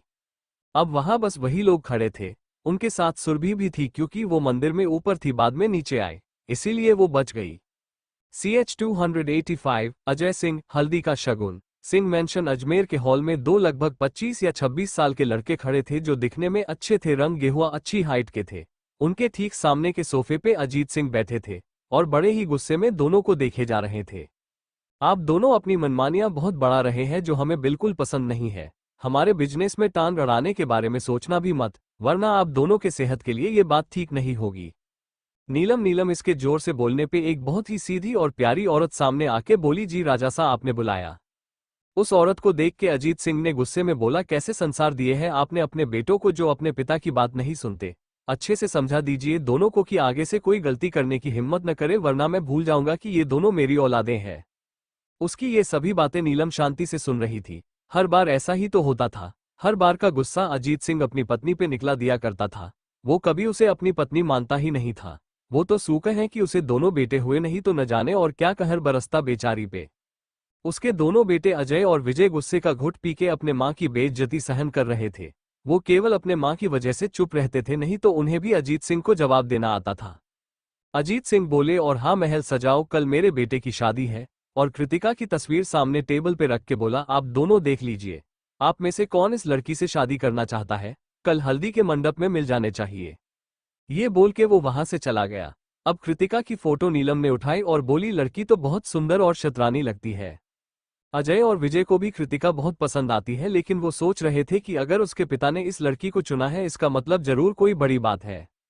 जाहिर सी बात है, दोनों बहुत अच्छे से अपने बाप को जानते हैं। उन्होंने कृतिका को कभी देखा नहीं था, इसीलिए वो उसके बारे में कुछ नहीं जानते थे। अब तो दोनों भाइयों को ये देखना था कि आखिर कौन राजी होता है कृतिका से शादी करने के लिए। अजय ने बोला, मां मैं चलता हूं, मेरी एक जरूरी मीटिंग है। नीलम जी ने बोला, बच्चे कुछ खा लीजिए। अजय ने बोला, नहीं मां, समय नहीं है। इसी के साथ वो बाहर निकल गया। क्योंकि विजय भी हमेशा अजय के साथ काम करता था, इसीलिए वो भी साथ में चला गया। इधर कृतिका अपनी बाइक लेके सुहासिनी 5 स्टार होटल पहुंची, जहां वो एक कैफे में जाके बैठ गई और अपना तब निकल के काम करने लगी। इसके टेबल के ठीक सामने एक टेबल पे अजय और विजय अपने क्लाइंट का वेट कर रहे थे, लेकिन अभी तक वो नहीं आया था। ये डील दोनों के लिए बहुत जरूरी थी। कृतिका लगातार अपनी उंगलियां चलते जा रही थी, लेकिन वो इस बात से अनजान थी कि दो जोड़ी आंखें उसे ही लगातार देख रही थी। अजय ने बोला, यार ये तो वही फोटो वाली लड़की है ना। विजय ने बोला, हाँ भाई सा, ये तो वही है, लेकिन ये यहाँ क्या कर रही है, पता नहीं, देखते हैं। वैसे बहू, अब तक तो उन्हें पहुंच जाना चाहिए। हाँ कह तो तुम रहे हो, रुको मैं कॉल करता हूँ। उसने जैसे ही कॉल किया, तुरंत कृतिका के फोन पे रिंग होने लगी। कृतिका ने बिना देखे फोन उठा ली। उधर से विजय ने बोला, हम कब से आप इंतजार कैफे के टेबल पे कर रहे हैं। कृतिका ने बोला, सॉरी, लेकिन हम यहाँ बहुत पहले से बैठे हैं, यह आप लोग कहाँ है। जिसे समझ के अजय और विजय कृतिका के पास आ गए। तीनों ने आपस में हैंडशेक किया और अपने प्रोजेक्ट पे बात करने लगे। लगभग 2 घंटे उन लोगों की मीटिंग चली। विजय ने बोला, हम कुछ स्नैक्स ऑर्डर करते हैं। कृतिका ने कुछ नहीं बोला, बस अपना सिर हाँ में हिला दिया। तभी उसका फोन बजा तो कृतिका ने एक्सक्यूज बोल के वहां से उठ गई। जी भाई साहब, वो अभी इतना ही बोली थी कि उसे सामने शीशे में कोई दिखा। वो झट से नीचे झुक गई। एक चाकू तेजी से कृतिका के बाजू से दीवार पे जाके लगी। कृतिका के फोन से आवाज आई, बच्चा ये कैसी आवाज थी। कृतिका बोली, भाई साहब बाद में बात करते हैं। ये बोल के उसने टेबल पे से ग्लास उठे और सामने वाले बंदे के सिर को फोड़ दिया। कृतिका टेबल पे चढ़ गई, लेकिन कैफे में जितने लोग बैठे थे सभी डर से भाग गए। अजय और विजय अभी मामले को समझने की कोशिश कर रहे थे, क्योंकि आए दिन हमले तो उनले होते रहते थे। तभी इन हुंडों का लीडर बोला, ओ डॉक्टर शांति से हमारे साथ चलो, हम कुछ नहीं करेंगे। कृतिका ने उसकी बात सुनी तो, लेकिन इसके चेहरे पे डेविल स्माइल आ गई।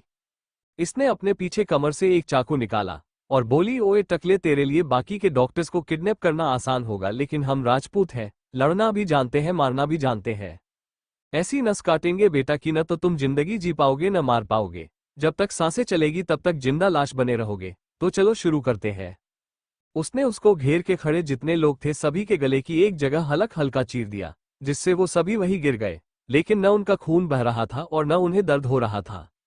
उन सभी की ऐसी हालत देख के बाकी सबकी हालत खराब हो गई। उनकी कृतिका के पास जाने की हिम्मत ही नहीं हो रही थी। वो भागने को हुए, तभी उनके पीछे से एक खतरनाक आवाज आई। कहाँ भाग रहे हो, तुम्हारी हिम्मत कैसे हुई राजकुमारी पे हमला करने की। ये जिंदा जाने के बारे में तो सोचना भी मत। ये आवाज अभिमन्यु की था, जिसने 24 घंटे कृतिका पे अपनी नजरें बने रखी है। फिर क्या था, कुछ देर में वहां चीखें गूंजने लगी। कृतिका आराम से जाके अजय और विजय के पास वाले चेयर पे बैठ गई और बोली, हम प्रोजेक्ट फाइनल कर लेते हैं, अगर आप चाहे तो। अजय ने बोला, ओके। विजय ने पूछा, ये लोग आपके ऊपर हमला क्यों कर रहे थे। कृतिका बोली, हमला नहीं, ये मुझे किडनैप करने आए थे, और वो क्यों आए थे ये हम नहीं बता सकते। वो तीनों अभी बात कर ही रहे थे कि अभिमन्यु ने बोला, राजकुमारी प्लीज हमारी बात मानिए, आप इस शादी को नहीं कर सकती। कृतिका ने कोई जवाब नहीं दिया। अभिमन्यु ने उसका हाथ पकड़ के अपने पास खींच लिया, जिससे कृतिका को बहुत तेज गुस्सा आया। वो गुस्से से बोली, क्यों ना करूं, बता सकते हैं आप मुझे। आपको पता है ना कितने लोगों की जान खतरे में है। मेरी ना उन सभी को मौत की नींद सुला सकती है। तो मिस्टर अभिमन्यु ठाकुर मेरे लिए मेरी जान से भी ज्यादा कीमती है। और हाँ, इतनी ही चिंता है तो जाके वो कीजिए जो हमने बोला था। अगर अपने वो पूरा कर लिया, मैं प्रॉमिस करती हूँ जो आप कहेंगे वो मैं करूंगी। लेकिन हाँ, एक बात बता दूं, ये अजीत सिंह जो इतने सालों से पर्दे के पीछे छुप के इतना शातिर खेल खेल सकता है ना, वो कोई कच्चा खिलाड़ी नहीं होगा। जिसने हुकुमशाह के परिवार को तोड़ दिया, जो राजस्थान के शेर कहे जाते थे। यहां तक कि आपको जो एक बाबर शेर है, अपनी शादी के कुछ समय बाद ही उसकी खुद की पत्नी को तलाक देके दूर करने पे मजबूर कर सकता है, वो क्या कर सकता है मुझे समझने की जरूरत नहीं है। फिर थोड़ी देर रुक के बोली, वैसे भी शादी ही तो है, एक ना एक दिन सभी को करनी पड़ती है, तो मैं भी कर लूंगी, कोई बड़ी बात नहीं है। लेकिन आप उस इंसान को जानती नहीं है, पता नहीं कैसा होगा, कैसा दिखता होगा, कहीं वो कोई बुरे काम नहीं करता हो। वो आगे कुछ बोलता, कृतिका ने उसके आगे अपना हाथ कर दिया। उसने अजय और विनय को बाय बोला और कैफे से चली गई। अम्यू ने चिल्ला के बोला, चाहे कुछ हो जाए हम किसी और से आपकी शादी होने नहीं देंगे। इतना बोल के उसके जोर से सामने की टेबल को लात मार दिया और बाहर निकल गया। ये सब होते हुए शांति से अजय और विजय दोनों देख रहे थे, लेकिन उन्होंने कुछ बोलना ठीक नहीं समझा। सभी के जाने के बाद वो दोनों वहीं बैठ गए। अब तक अम्यू के गार्ड्स वहां की सभी गुंडों की लाश ठिकाने लगा दिया था। कैफे पहले जैसा हो गया था। सिंह मैंशन में तैयारियां जोरों से कौल रही थी। आखिर आज शाम को हल्दी थी। अजय और विजय दोनों पीले कपड़े पहन के नीचे आए। उन दोनों ने एक दूसरे को देखा और बोले, विजय क्या तू हल्दी लगवाएगा या मैं? तो दोस्तों देखते हैं कौन बनता है अजय के इस खेल का मोहरा। क्या वाकई अजय सभी को छोड़ देगा जैसा उसने कहा था, या उसके दिमाग में है कुछ भयानक चाल? जानने के लिए पढ़िए हमारी कहानी का अगला भाग। CH-286 कृतिका बनी दुल्हन। दोनों के आपस में सोचने समझने के बाद फाइनली अजय बैठ गया। उसकी हल्दी हुई और वो हल्दी कृतिका के मेंशन पहुंची। लेकिन किसी ने वो हल्दी बीच में ही बदल दी और कृतिका को दूसरी हल्दी लगी। कृतिका के घर सिवाय सुरभि के कोई दूसरी घर की लेडी मौजूद नहीं थी, इसीलिए भाभी होने के नाते सुरभि और प्रखर ने मिलकर कृतिका हल्दी मेहंदी का रस्म पूरा किया। इस समय मोहरा होटल बहुत खूबसूरती से सजा हुआ था।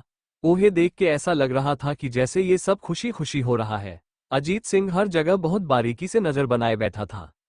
देखते ही देखते शादी का समय हो गया। कृतिका आईने के सामने बैठी आज से 3 साल पहले की घटना सोच रही थी कि कैसे बेदर्दी से अम्यू ने उसके मान का सिंदूर पोंछा था, कैसे उसने उसके गले में बंधा मंगलसूत्र खींचा था। उसके बिखरते मोतियों को तरह हमारा रिश्ता बनने से पहले बिखर गया। कृति ने भरव गले से बोला, तुमने बहुत बड़े बड़े दावे किए थे, लेकिन वो दावे तो चंद पल भी टिक नहीं पाए। मैं तुम्हें लाभी माफ नहीं करूंगी, कभी नहीं। उसने अपने बहते आंसू पोंछे और उठ गई क्योंकि बाहर से बुलावा आ गया था। शादी का मुहूर्त आ गया था। कृतिका ने अपने चेहरे पे घूंघट डाला और बाहर चली गई। मंडप में अजय सेहरा बांध के बैठा कृतिका का वेट कर रहा था। मंडप के चारों ओर कुछ महिलाएं घूंघट में बैठी थी। उन्होंने राजस्थानी लिबास और गहने पहन रखे थे। कृतिका के बढ़ते एक एक कदम बहुत भारी हो रहे थे, लेकिन उसने खुद को मजबूत बनाया और जाके मंडप में दूल्हे के बगल में बैठ गई। उसने अपनी तरफ से हर कोशिश कर ली थी, लेकिन उसे किसी का कुछ पता नहीं लग पाया। अब वो किसी चमत्कार का इंतजार कर रही थी। जोजो, क्या कोई रास्ता नहीं मिला? क्या हम कुछ नहीं कर सकते? हमें ये शादी नहीं करनी। जोजो ने बोला, मास्टर, जो होता है अच्छे के लिए ही होता है। वैसे अजय अपने पिता की तरह नहीं है। मैंने तुम्हें उसके गुणों के बारे में जानने के लिए नहीं बोला, मैं इस शादी की बात कर रही हूं ना। माफ कीजिए मास्टर, मैं बहुत कमजोर महसूस कर रहा हूं। कृतिका को कोई आवाज नहीं आई तो उसने सोचा, जोजो तो हमेशा अम्यू के आसपास होने से ही रिएक्टिव होता है, फिर ये अभी क्यों हो गया? उसने अपने बगल में बैठे दूल्हे को देखा, फिर अपना सर झटक दिया। धीरे धीरे शादी की रस्में आगे बढ़ रही थी। फेरों के बाद मांग में सिंदूर डला और गले में मंगलसूत्र। आप दोनों अब से पति पत्नी हुए। इतना सुनना था कि वहां एक जोरदार हंसी गूंज गई। अब राजकुमारी कृतिका हमारे सिंह परिवार की बहू बन गई। अब कृतिका के नाम के सभी शेयर मेरे बेटे के नाम हो गया ना मिस्टर राजवीर, और जितनी प्रॉपर्टी कृतिका के नाम थी वो तो हमारे परिवार की हुई। राजवीर जी ने बोला, हमारे कहा है अजीत, हमने सब किया जो तुमने कहा, अब हमारी फैमिली हमें वापस दो। तभी अजीत सामने आया और जोर जोर से हंसने लगा। थोड़ी देर बाद बोला, ओह राजवीर, कैसे, आखिर कैसे इतनी बड़ी बेवकूफ़ी हो गई तुमसे राजवीर? मैं भला तुम्हारे लोगों को क्यों छोड़ने लगा? वो तो अब वहीं पहुंचेंगे जहां उनको होना चाहिए, यानी। उसने अपनी उंगली ऊपर कर दी, यानी कि आकाश में। ये जान के सभी को बहुत गुस्सा आया। तभी एक गुस्से भरी लेकिन मीठी आवाज आई, लगा ही था तुम जैसा राक्षस कभी अपने बात पे नहीं टिकता। तुम्हें मुझसे कोई प्यार व्यार नहीं था, बल्कि तुम्हें बस दौलत की तलब थी। अजीत उस औरत को देख के चौंक गया, तुम यहाँ, ये कैसे पॉसिबल है? तभी उसके बगल में खड़ी एक और औरत ने अपना घूंघट उठाया। ये लतिका जी थी। उसके बाद सामने आई नितिका, फिर मिसेज ठाकुर, अनुराधा और मिसेज सूर्यवंशी। उन सबको यहाँ देख के अजीत हैरान हो गए, लेकिन फिर भी अकड़ते हुए बोला, तो क्या हुआ, तुम सब बच भी गए तो? शादी आखिर हो तो गई है ना? तभी एक और धमाका हुआ। कृतिका के बगल में सेहरा पहने इंसान ने अपना चेहरा दिखाया। अजीत लड़खड़ा के 2 कदम पीछे हो गया। नहीं नहीं, ये नहीं हो सकता, मेरी इतनी तगड़ी प्लानिंग फेल कैसे हो सकती है? राजवीर ने हंसते हुए कहा, यूं ही नहीं, हमें राजस्थान का शेर और अभिमन्यु को बब्बर शेर कहते हैं। अजीत के चारों ओर इस समय राजवीर, सूर्यदेव, सौरभ, विशाल खड़े थे। आरव ने इस समय अपनी मां और पत्नी को अपने सीने से लगाए खड़ा था। कृतिका भाग के अपनी दोनों मां के पास गई और उनके गले लग गई। उन दोनों ने भी प्यार से उसे अपने सीने में छुपा लिया। वो दोनों जानती थी कृतिका ने अपनी जी जान लगा दी होगी उन्हें खोजने में। वो कृतिका को बहुत अच्छे से जानती थी। राजवीर जी ने अजीत के गले को पकड़ लिया और बोले, कसम से मैंने इतने अपराधियों को सजा दिलवाई है, लेकिन तुम तो अव्वल दर्जे के नीच इंसान हो। मतलब एक झूठे बदले के लिए तुमने अपने सावित्री जैसी पत्नी को कोई तकलीफ देने में कसर नहीं छोड़ी। और तू तो इतना भाग्यवान है कि तुझे इतने प्यारे और होनहार बच्चे मिले, लेकिन नहीं, तुम्हें ये सब का सुख नजर ही नहीं आया, क्योंकि तुम्हारा सारा ध्यान तो मुझे पे था। इतने साल हो गए, लेकिन तुमने अपने अंदर एक बदले के भाव को सुलगा के रखा। तुम्हें मैं बेवकूफ से ज्यादा और कुछ नहीं कह सकता, लेकिन मैं तुम्हें कभी माफ नहीं करूंगा। ये सभी के साथ नाइंसाफी हो जाएगी। अजीत ने बोला, मेरा बेटा कहाँ? ही राजवीर, तुम्हारा बेटा कहीं वही तो नहीं जिसे तुम कुत्तों के जैसे व्यवहार करते हो? रुको, अभी मिलवाता हूँ। आवाज देके बोले अजय, बच्चे यह आइए। तभी अन्य चलते हुए सामने आया। वो दूल्हे के कपड़े में था। कमाल की बात तो ये थी कि उसके साथ शादी के जोड़े में दुल्हन बनी एक सुंदर सी लड़की खड़ी थी। अजीत ये देख के गुर्राया, तेरी हिम्मत कैसे हुई इस 2 कौड़ी के लड़की को मेरे घर की बहू बनाने की? अजय ने बोला, मैंने बहुत आपकी मनमानियां बर्दाश्त कर ली है मिस्टर अजीत। मैं आज तक केवल अपनी माँ और रेनू के लिए चुप था। नहीं तो न तो मुझे आपके दौलत में रुचि है और न ही आपके रुतबे में।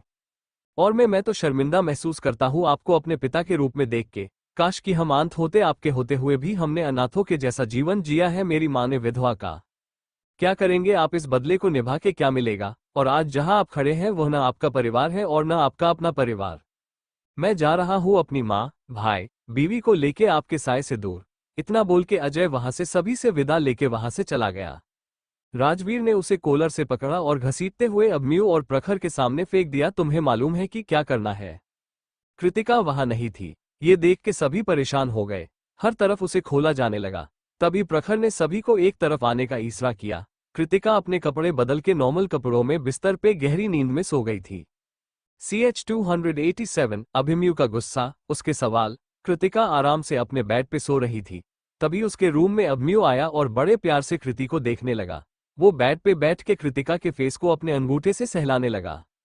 रानी सा, आप सोच भी नहीं सकती हम कितने तड़पे हैं आपको फिर से ऐसे देखने के लिए। आप बस हमें फिर से एक्सेप्ट कर ले। हम दोनों अपने बच्चे को प्यार से बड़ा करेंगे। इस बार हम आपको अकेले ये बर्डन नहीं उठने देंगे। उसने झुक के कृतिका के माथे को चूम लिया और बाहर चला गया। वो तेज कदमों के साथ महल से निकल गया और गाड़ी में बैठ गया जहां प्रखर पहले से ही बैठा था। दोनों तेजी से वहां से निकल गए। 1 घंटे के बाद उनकी कार एक जंगल में बनी झोपड़े पे पास एक रुकी। वहां उन्होंने एक बटन दबाया और वहां एक शो पीस दिखने लगा। इसके ऊपर हाथ रख के फिंगर सेन करवाया और लिफ्ट खुल गई। दोनों इसके अंदर चले गए तो वो जगह वापस पहले जैसे हो गई। अंदर अजीत को कुर्सी पे बांध के उल्टा लटकाया हुआ था। वो बार बार बोल रहा था, छोड़ दो हमें, लेकिन वो लोग उसके ऊपर बिल्कुल कोई रहम नहीं दिखा रहे थे। और क्या हुआ अजीत जी, कहीं खातिरदारी में कहीं कोई कमी तो नहीं रह गई? अभिमन्यु के वहां आते ही सभी गार्ड्स एक तरफ चले गए। अभिमन्यु ने देख अजीत की हालत बहुत खराब थी। अभिमन्यु ने अजीत से पूछा, तुम्हारे साथ और कौन है? वो डॉक्टर कहाँ गायब हो रहे हैं? साफ साफ बताओ, ये बात पूरी दुनिया के लिए घातक है। जिंदगी में एक बार इंसानियत निभा दो और बता दो उन डॉक्टर के बारे में। आखिर उनके गायब होने का क्या मकसद है? और कौन है इसके पीछे जिसके लिए तुम दुश्मनी पाले बैठे थे? वो तो तुम्हारे दिल से जीते जी नहीं खत्म होगी, लेकिन जिस मिट्टी में तुमने जन्म लिया है उसके लिए सच सच बता दो। अजीत हंसते हुए बोला, बड़ी अच्छी बातें करते हो ठाकुर, लेकिन मैं भी अजीत सिंह हूं, कुछ नहीं बाऊंगा। बस इतना जान लो, एक बहुत बड़ी तबाही मचेगी, पूरी दुनिया में कहर बरसेगा। अगर रोक सकते ही तो रोक लो। अभिमन्यु ने कांटों वाला हंटर लिया और अजीत के ऊपर बरसाने लगा, जिससे अजीत का शरीर लहूलुहान हो गया। लेकिन उसने कुछ नहीं बताया। दरअसल ये लोग बस उनके छोटे मोटे प्यादे हैं जिन्हें कुछ बताया नहीं जाता था, इसीलिए चाह के भी ये कुछ बता नहीं सकते। अभिमन्यु जान गया था कि उससे पूछने का कोई फायदा नहीं है, इसीलिए उसने उसके गले को काट दिया और अजीत वही खत्म हो गया। दोनों बहुत चिंता के साथ बाहर आए। कोई किसी से कुछ बोल नहीं रहा था। उन्हें कृति को चिंता थी। अभिमन्यु को डर सता रहा था, जिस तरीके से दोबारा शादी हुई है और कृति ने कोई रिस्पॉन्स नहीं दिया था, कहीं न कहीं उसे शक हो रहा था कृतिका कुछ तो बड़ा करने वाली है। क्योंकि अभी कुछ दिन पहले ही कृति के ऊपर दोबारा हमला हुआ था। अभिमन्यु का गला सूख रहा था। नहीं नहीं कृति, अगर कुछ सोच रही हो तो वहीं रुक जाओ, मैं तुम्हें खुद से दूर जाने नहीं दूंगा। प्रखर ने बोला, क्या बात है, अभी तुम ठीक हो ना? लेकिन अभिमन्यु इस कदर सोच में डूबा था कि उसके कानों में प्रखर की आवाज जा ही नहीं रही थी। प्रखर ने उसे डिस्टर्ब नहीं किया। दोनों राजवंशी पैलेस पहुंच गए। दोनों फ्रेश होकर डाइनिंग पे बैठ गए क्योंकि खाने का समय हो गया था। कृति भी आई और वही बैठ गई। राजवीर ने पूछा, ध्रुव कब तक आएगा? केतिका ने बिना इमोशन के बोला, वो बाबा आप ही जाके उसे ले आएगा, हम अभी जा नहीं पाएंगे, हम आपको सारी डिटेल दे देंगे। प्रखर और सुरभि साथ बैठे थे, तभी प्रखर ने सुरभि का हाथ टेबल के नीचे से पकड़ लिया, जिससे सुरभि को सांसें अटक गई। उसने नजरें उठा के सभी को देखा तो सभी अपना अपना खाना खाने में बिजी थे। सुरभि की जान में जान आए। उसने घूर के प्रखर को देखा, जिससे प्रखर के चेहरे पे एक नोटी सी स्माइल आ गई। उसने झुक के सुरभि के कान में बोला, हम सोच रहे हैं मिसेज प्रखर की अब हमें अपना रिश्ता आगे बढ़ना चाहिए, क्या बोलती है? सुरभि के गाल लाल हो गए। उसने बोला, आपको ये सभी के बीच ऐसी बात करते शर्म नहीं आती? प्रखर ने बोला, अरे भाई शर्म कैसी, 3 साल से हम अपने पेरेंट्स को इंतजार करवा रहे हैं, अब तो ध्रुव को उसका छोटा भाई या बहन देना हमारा फर्ज है। नरेन जी ने बोला, अरे भाई आप दोनों क्या खुसुर फुसुर कर रहे हैं? सुरभि ने बोला, नहीं पापा जी कुछ नहीं, हम लोग ध्रुव के बारे में सोच रहे थे। प्रखर ने बोला, हाँ पापा वो क्या है ना, ध्रुव अकेले रह जाएगा, इसीलिए हम सोच रहे थे कि अब उसका कोई छोटा भाई या बहन आना ही चाहिए। सुरभि ने उसके पैर पे जोर हिट किया, जिससे प्रखर की चीख निकल गई। क्या हुआ, मैंने कुछ गलत बोला क्या? उसकी बात पे सभी मुस्कुराने लगे। सुरभि ने घूर के बोला, कतई बेशर्म है आप, और बेशर्म और मैं, अरे मुझे ज्यादा डिसेंट इंसान नहीं मिलेगा। सभी उनकी बातों पे मुंह दबा के हंस रहे थे। तभी पाखी ने बोला, जी भाई बात तो एकदम सही है, ध्रुव को भी कंपनी मिल जाएगी, और इस तरह भाई सा एक तरफ का कंधा खाली नहीं रहेगा। सुरभि का वहां बैठना मुश्किल हो रहा था, लेकिन वो ऐसे खाना छोड़ के नहीं जा सकती थी। जैसे तैसे खाना पूरा किया और सुरभि रूम में भाग गई। प्रखर ने सोच लिया था कि अब वो अपने रिश्ते को आगे बढ़ाएगा और सुरभि को पूरे तरीके से अपनाएगा। CH 288 कृतिका कहा है। प्रखर ने बोला, अरे भाई शर्म कैसी, 3 साल से हम अपने पेरेंट्स को इंतजार करवा रहे हैं, अब तो ध्रुव को उसका छोटा भाई या बहन देना हमारा फर्ज है। नरेन जी ने बोला, अरे भाई आप दोनों क्या खुसुर फुसुर कर रहे हैं? सुरभि ने बोला, नहीं पापा जी कुछ नहीं, हम लोग ध्रुव के बारे में सोच रहे थे। प्रखर ने बोला, हाँ पापा वो क्या है ना, ध्रुव अकेले रह जाएगा, इसीलिए हम सोच रहे थे कि अब उसका कोई छोटा भाई या बहन आना ही चाहिए। सुरभि ने उसके पैर पे जोर हिट किया, जिससे प्रखर की चीख निकल गई। क्या हुआ, मैंने कुछ गलत बोला क्या? उसकी बात पे सभी मुस्कुराने लगे। सुरभि ने घूर के बोला, कतई बेशर्म है आप, और बेशर्म और मैं, अरे मुझे ज्यादा डिसेंट इंसान नहीं मिलेगा। सभी उनकी बातों पे मुंह दबा के हंस रहे थे। तभी पाखी ने बोला, जी भाई बात तो एकदम सही है, ध्रुव को भी कंपनी मिल जाएगी, और इस तरह भाई सा एक तरफ का कंधा खाली नहीं रहेगा। सुरभि का वहां बैठना मुश्किल हो रहा था, लेकिन वो ऐसे खाना छोड़ के नहीं जा सकती थी। जैसे तैसे खाना पूरा किया और सुरभि रूम में भाग गई। प्रखर ने सोच लिया था कि अब वो अपने रिश्ते को आगे बढ़ाएगा और सुरभि को पूरे तरीके से अपनाएगा। अभिमन्यु ने पाखी से बोला, रानी सा हमें आपसे बात करनी, प्लीज छत पे, हम आपका इंतजार करेंगे। पाखी जाते हुए अभिमन्यु को जाते हुए देखती रही। राजवीर जी ने उसे अपने सीने से लगा लिया। पाखी ने भी उन्हें पकड़ लिया और गुड नाइट बोल के छत के ऊपर चली गई। अब आगे, जैसे ही कृतिका छत पे गई, अभिमन्यु ने उसे पीछे से अपने बाहों में भर लिया। इस बार कृतिका ने कोई प्रतिक्रिया नहीं दी। हम माफी मांगने के काबिल तो नहीं है रानी सा, लेकिन फिर भी आपसे माफी मांग रहे हैं, प्लीज हमें माफ कर दीजिए। पाखी ने बोला, छोड़िए मुझे, आइए आमने सामने बात करते हैं। अभिमन्यु ने उसे बिना मन के छोड़ दिया और आमने सामने बैठ गए। कृतिका बोली, बीते सालों में क्या हुआ क्या नहीं, मुझे उस बारे में बात नहीं करनी, अभी क्या हो रहा है और क्या होने वाला है उस पे बात करे तो ज्यादा अच्छा है। मैं बात को घुमाऊंगी नहीं, सीधा सीधा बात करती हूँ। आप देख सकते हैं कि मेरा जान को पल पल खतरा है, ऐसे में अगर मैं ये रही तो बाकी सब भी खतरे में पड़ जाएंगे, लेकिन मैं अपने साथ ध्रुव को नहीं रख सकती, इसीलिए आज से बल्कि अभी से ध्रुव को आपके हवाले करती हूँ। उम्मीद है उसे आप माँ और पिता का प्यार देंगे। ये कहते हुए उसकी जुबान लड़खड़ा रही थी। ध्रुव उसकी जिंदगी था, लेकिन आज है के चलते उसे अपने आप से ध्रुव को अलग करना पड़ रहा है। नहीं बिल्कुल नहीं, हम सब मिलके आपको प्रोटेक्ट करेंगे। कृतिका ने बोला, क्या है इस बात की गारंटी? यदि दशम को हम जानते होते तो हम उसको मात दे सकते थे, लेकिन हमें और आपको अच्छे से पता है कि हम उसे नहीं जानते। ऐसे में यदि किसी को भी कुछ हो जाएगा तो क्या मैं या आप खुद को माफ कर पाएंगे? बड़ी मुश्किल से अजीत नाम की मुसीबत हमारे सर से हरी है, अब मैं और कोई मुसीबत नहीं चाहती हूँ। मैंने उस जगह का एक्सेस पापा जी को दे दिया है और कस्टडी आपके नाम कर दिया है। अगर जिंदा बच गई और सब कुछ ठीक हो गया तो मैं वापस जरूर आऊंगा, नहीं तो दोनों परिवार की जिम्मेदारी आपकी। क्या इस बार मैं आपके ऊपर उम्मीद लगा सकती हूँ?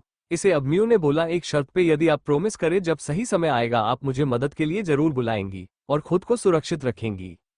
मैं नहीं जानती कि मेरे साथ क्या होगा, लेकिन हाँ इतना वादा जरूर करूंगी कि जब भी लगा मुझे आपकी मदद चाहिए मैं जरूर आपको कांटेक्ट करूंगी, और मेरा कोड मैं आपको मैसेज में भेज दिया है। अब हमें नहीं लगता कि बात और भी रह गई है, इसीलिए मैं जा रही हूँ नीचे। आप भी जाइए, सो जाइए। Guide night. उसके जाने के बाद अभिमन्यु के आंखों से आंसू बह निकला। कितने सालों से वो कृतिका से पागलों के जैसे प्यार करता था, लेकिन उसकी किस्मत तो देखो, उसे उसके प्यार को जी बाहर के पाए करने का नसीब भी नहीं हुआ। ईश्वर ने उसे उसकी झोली में डाला तो, लेकिन वो ही उसकी हिफाजत नहीं पाया। इतना पावरफुल होने का क्या ही फायदा जब वो अपनी बीवी, अपने बच्चे को अपने पास सेफ नहीं रख सकता। वो घुटनों पे गिर के आसमान की ओर देख के जोरों से चीख उठा, क्यों क्यों, आखिर उसके किस्मत में उसका प्यार होके भी क्यों नहीं है। आज कृतिका की टेंशन खत्म हो गई थी कि अगर उसे कुछ हो गया तो इसके बच्चे को कोई तकलीफ नहीं होगी, सब मिलके उसे संभाल लेंगे। उसकी आंखों में भी आंसू थे, लेकिन इस समय कठोर फैसला लेने का था। उसे देश को भी बचाना था और घर वालों को भी, जिसके लिए वो कुछ भी करेगी। उसे भी पता नहीं चला, उसका दिल भी अभिमन्यु के साथ रहने का करता था, लेकिन हालत ने ऐसा कभी होने नहीं दिया। अभिमन्यु बहुत बेबस सा वहीं पे बैठा था। तभी किसी ने उसके कंधे पे हाथ रखा। अभिमन्यु ने जब देखा कि ये कौन है तो तुरंत उठा खड़ा हुआ और बोला, पापा जी आप। राजवीर जी ने बोला, आइए बैठिए, बात करनी है। अभिमन्यु और राजवीर आमने सामने बैठे थे, जहां कुछ देर पहले कृतिका बैठी थी। राजवीर जी ने बोला, बेटे आप खुद को कोस क्यों रहे हैं? 3 साल पहले जब आपने कृतिका के साथ वो सब किया था, हम में से किसी ने भी आपको इस चीज के लिए जिम्मेदार नहीं ठहराया, क्योंकि मुझे अपने स्टूडेंट पे और प्रखर को अपने दोस्त पे यकीन था कि वो जो करेगा अच्छे के लिए ही करेगा। हमने कभी भी तुमसे कोई सवाल नहीं किया और न ही कृतिका ने कभी कोई सवाल किया आपसे, क्योंकि शायद उसे सच पहले से ही पता था। माफ करना, लेकिन मैंने आप दोनों की बातें सुन ली थी, क्योंकि हमें भी कृतिका के ऊपर हुए हमले और डॉक्टर्स के गायब होने के बारे में पता चल गया है, और हम ये भी जानते थे कि आप और कृतिका इस बारे जरूर करेंगे। इसीलिए मुझे आना पड़ा, और देखो मेरा डर सच साबित हुआ। अभिमन्यु बेटा, कृतिका का बोलना ठीक है, बात इस बार सिर्फ एक परिवार की नहीं है, इस बार पूरे देश और दुनिया की है। हम नहीं जानते, और अगर जानना है तो हमें उस तक पहुंचने के लिए अस दलदल में गिरना ही होगा। अभिमन्यु ने बोला, लेकिन हम नहीं जानते कि वहां किस तरह का खतरा कृतिका का इंतजार कर रहा है। कहीं कुछ हो गया तो मैं उसके बिना जी नहीं पाऊंगा। राजवीर जी भी मत भूलिए, अभिमन्यु कृतिका ने आपसे कुछ मांगा है, आप इसके परिवार और बच्चे को सेफ रखेंगे, चाहे उसके लिए आपको अंगारों पे भी चलना पड़े। आपको सबसे पहले खुद को और मजबूत बना होगा, ताकि समय आने P5 यदि कृतिका को मौका मिलता है मदद मांगने का तो आप बेझिझक महके पे उनकी मदद कर पाए, और इसके लिए आपको हर देश में अपने पैर फैलाने पड़ेंगे। हम नहीं जानते कि डॉक्टर्स को किस देश लेके जाया जा रहा है और उनका मकसद क्या है। अभिमन्यु की आंखों से एक बूंद आंसू बह निकला। उसका दिल बेचैनी से जोर जोर से धड़क रहा था। उसका दिल मान ही नहीं रहा था कि वो कृतिका को ऐसे खतरे में जाने को बोले, लेकिन दिमाग उसे जाने के लिए बोल रहा था। राजवीर ने उसे अपने सीने से लगा लिया और बोला, बस बच्चे, आज के बाद इन आंखों में आंसू नहीं होने चाहिए। आप भी जानते हैं कि कृतिका की जगह आप होते तो आप भी वही करते।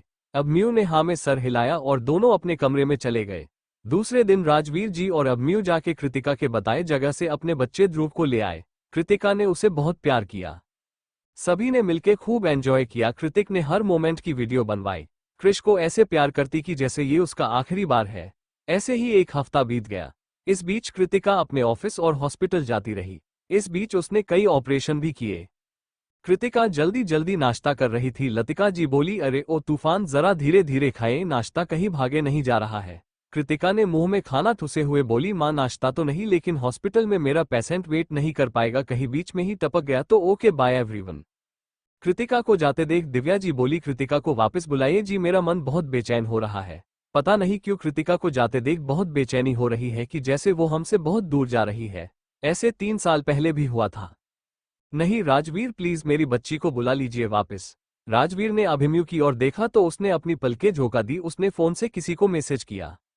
CH-289 किडनैपिंग ऑफ डॉक्टर के। आप भी जानते हैं कि कृतिका की जगह आप होते तो आप भी वही करते। अभिमन्यु ने हाँ में सर हिलाया और दोनों अपने कमरे में चले गए। दूसरे दिन राजवीर जी और अभिमन्यु जाके कृतिका के बताए जगह से अपने बच्चे ध्रुव को ले आए। कृतिका ने उसे बहुत प्यार किया। सभी ने मिलकर खूब एंजॉय किया। कृतिक ने हर मोमेंट की वीडियो बनवाई। कृष को ऐसे प्यार करती कि जैसे ये उसका आखिरी बार है। ऐसे ही एक हफ्ता बीत गया। इस बीच कृतिका अपने ऑफिस और हॉस्पिटल जाती रही। इस बीच उसने कई ऑपरेशन भी किए। कृतिका जल्दी जल्दी नाश्ता कर रही थी। लतिका जी बोली, अरे ओ तूफान, जरा धीरे धीरे खाएं, नाश्ता कहीं भागे नहीं जा रहा है। कृतिका ने मुंह में खाना ठुसे हुए बोली, माँ नाश्ता तो नहीं, लेकिन हॉस्पिटल में मेरा पेशेंट वेट नहीं कर पाएगा, कहीं बीच में ही टपक गया तो ओके बाय एवरीवन। कृतिका को जाते देख दिव्या जी बोली, कृतिका को वापस बुलाइए जी, मेरा मन बहुत बेचैन हो रहा है।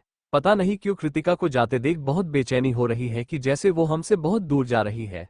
ऐसे 3 साल पहले भी हुआ था। नहीं राजवीर, प्लीज मेरी बच्ची को बुला लीजिए वापस। राजवीर ने अभिमन्यु की ओर देखा तो उसने अपनी पलकें झोंका दी। उसने फोन से किसी को मैसेज किया। अब आगे 2 घंटे बाद राजस्थान और दुनिया के हर टीवी चैनल पे एक ही न्यूज फ्लैश हो रही थी। वर्ल्ड की टॉप 5 में आने वाली ब्रिलियंट सर्जन का भी आज सुबह उनके कार से ही किडनैप कर लिया गया।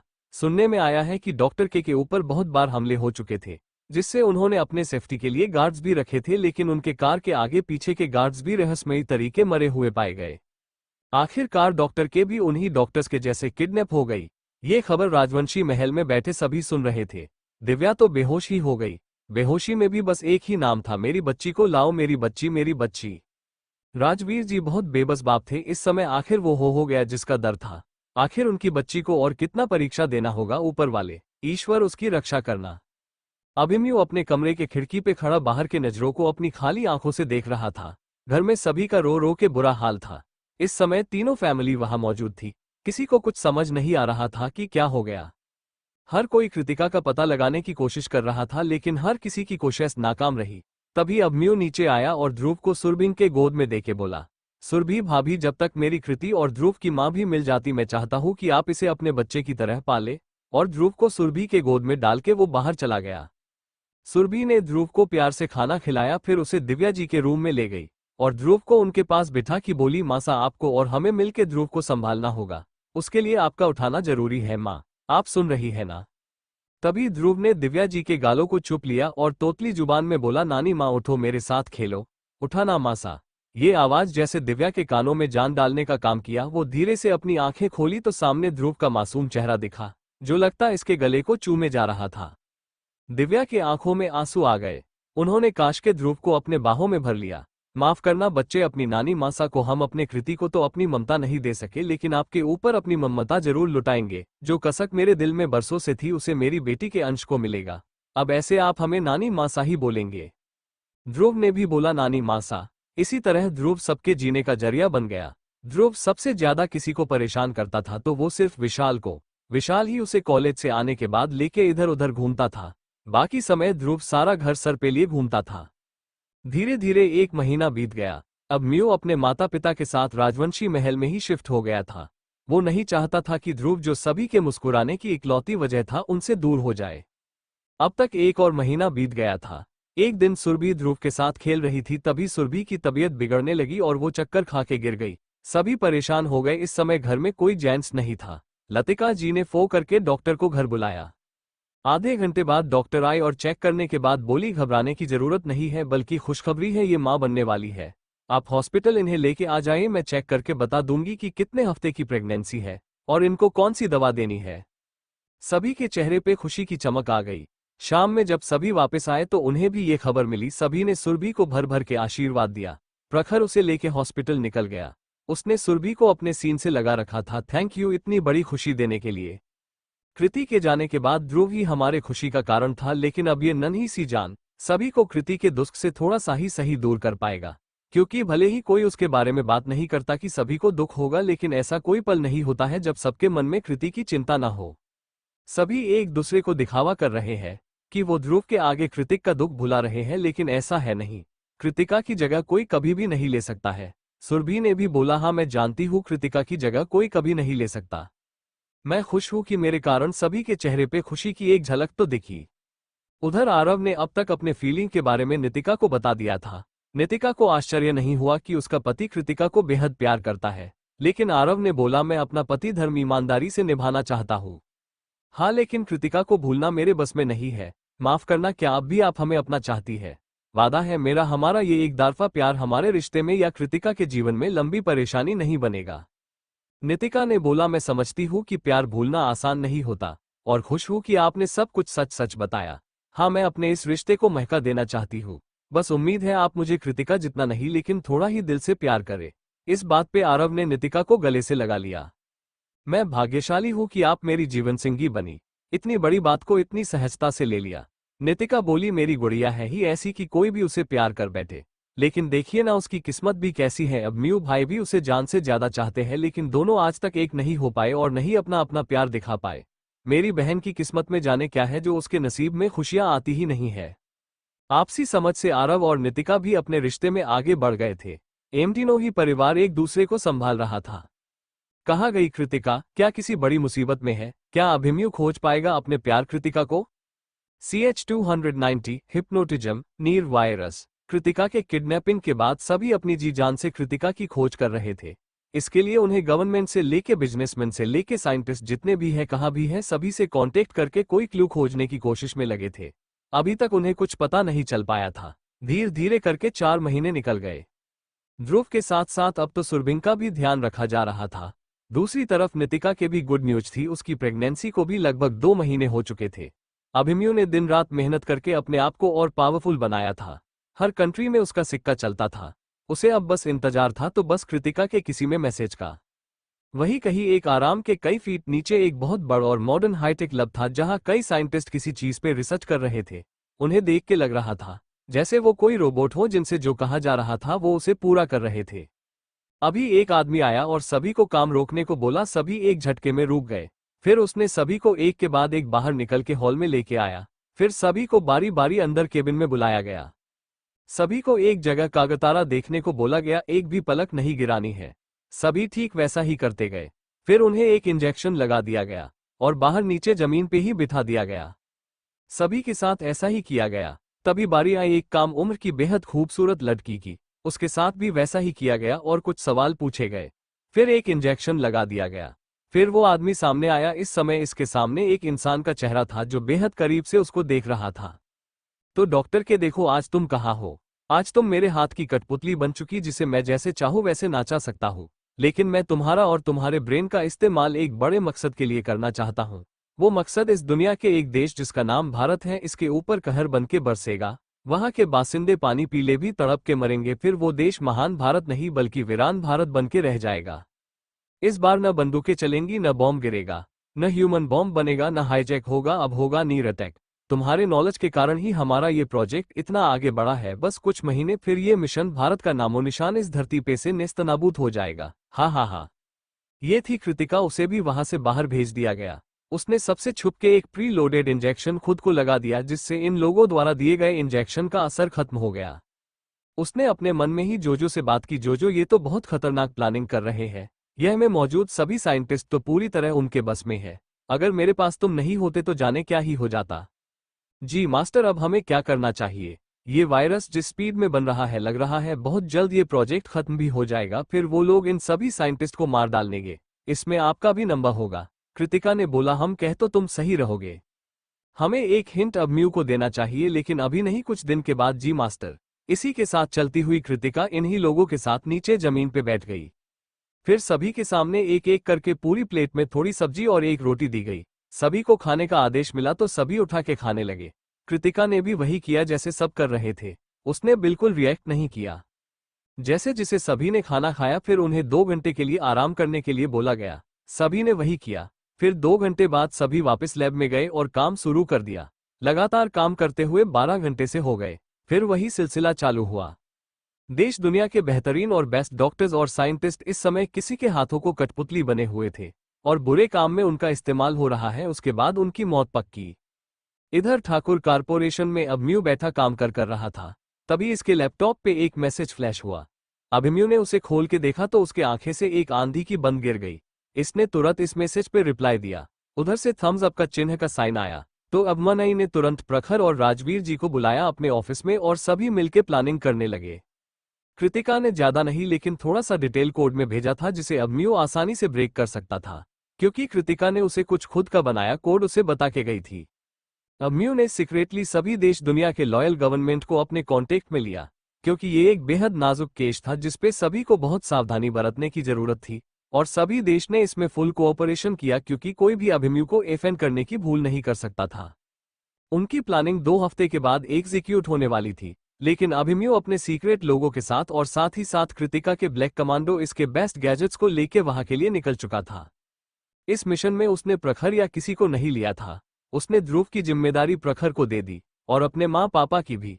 उसने बोला अगर मैं लौटूंगा तो अपने रानीसा के साथ, नहीं तो समझ लेना कि अभिमन्यु भी खत्म हो गया। सभी ने उसे समझने की बहुत कोशिश की, लेकिन उसका यही कहा था कि मेरी रानीसा के बिना अब मुझे सांस भी नहीं आती। अब तक जिंदा था क्योंकि मुझे एक बार उनके मैसेज का इंतजार था। आखिरी बार उन्होंने मुझसे उम्मीद की है, अगर मैं उन्हें अपने साथ नहीं ला पाया तो ये अभिमन्यु मर जाएगा। उसने सभी के आगे हाथ जोड़ लिए। राजवीर और प्रखर उसका दुख और उसकी तड़प समझते थे, इसीलिए उन्होंने उसे जाने से नहीं रोका। ये जगह पाकिस्तान का बिहार जंगल का इलाका था। कृतिका ने मैसेज भेजने में जिस टेक्निक का इस्तेमाल किया था वो इसने खुद बनाया था, जिसके वजह से केवल मैसेज भेज सकते हैं बिना किसी के नेटवर्क में आए। इसमें किसी सैटेलाइट की या नेटवर्क की जरूरत नहीं होती थी। अभिमन्यु अपने लोगों के साथ वहां एक हफ्ते से जंगलों में सभी कमरों से बच के छुपा था और धीरे धीरे सभी कमरे की स्टिंग अपने हिसाब से चेंज कर रहा था। अब उसे कैमरे का कोई डर नहीं था। एक हफ्ते के बाद दूसरे देश से भी कमांडो आ गए। अब उन्होंने कृतिका के मदद से इस जगह का लोकेशन पता कर लिया था। अब उन्हें सही मौके का इंतजार था। कुछ समय पे कुछ लोग अंदर बाहर करते रहते थे। उसने है एक एक्टिविटी को ध्यान से देखने के बाद सभी ने उन्हें रिप्लेस करना चालू कर दिया। दुनिया के बीट कमांडो थे वो। उनका काम इतना बेस्ट और सावधानी से हो रहा था कि जो मैं बॉस था उसे कानों कान खबर ही नहीं हुई। और इस लैब में धीरे कुछ लोगों ने अपनी जगह बदल ली थी, क्योंकि अधिकतर लोगों के चेहरे पे मास्क ही होता था। क्योंकि ये एक लैब थी तो इसमें केमिकल की मील होना आम सी बात है। ऊपर से ये जमीन के कई फीट नीचे है ये लैब, जिसमें फ्रेश एयर नहीं मिलती। उन नकाबपोशों में एक अभिमन्यु भी था, जिसकी नजरें लगातार कृतिका को ही खोज रही थी। सभी साइंटिस्ट को बाहर लाया गया तो जो सबसे कम उम्र की एक लड़की बाहर आई। उसे रिसर्च कॉस्ट्यूम में देख के भी अभिमन्यु उसे पहचान गया, लेकिन उसने कोई हलचल नहीं किया। उसने देखा कि कैसे साइंटिस्ट को भिखारियों की तरह ट्रीट किया जा रहा है।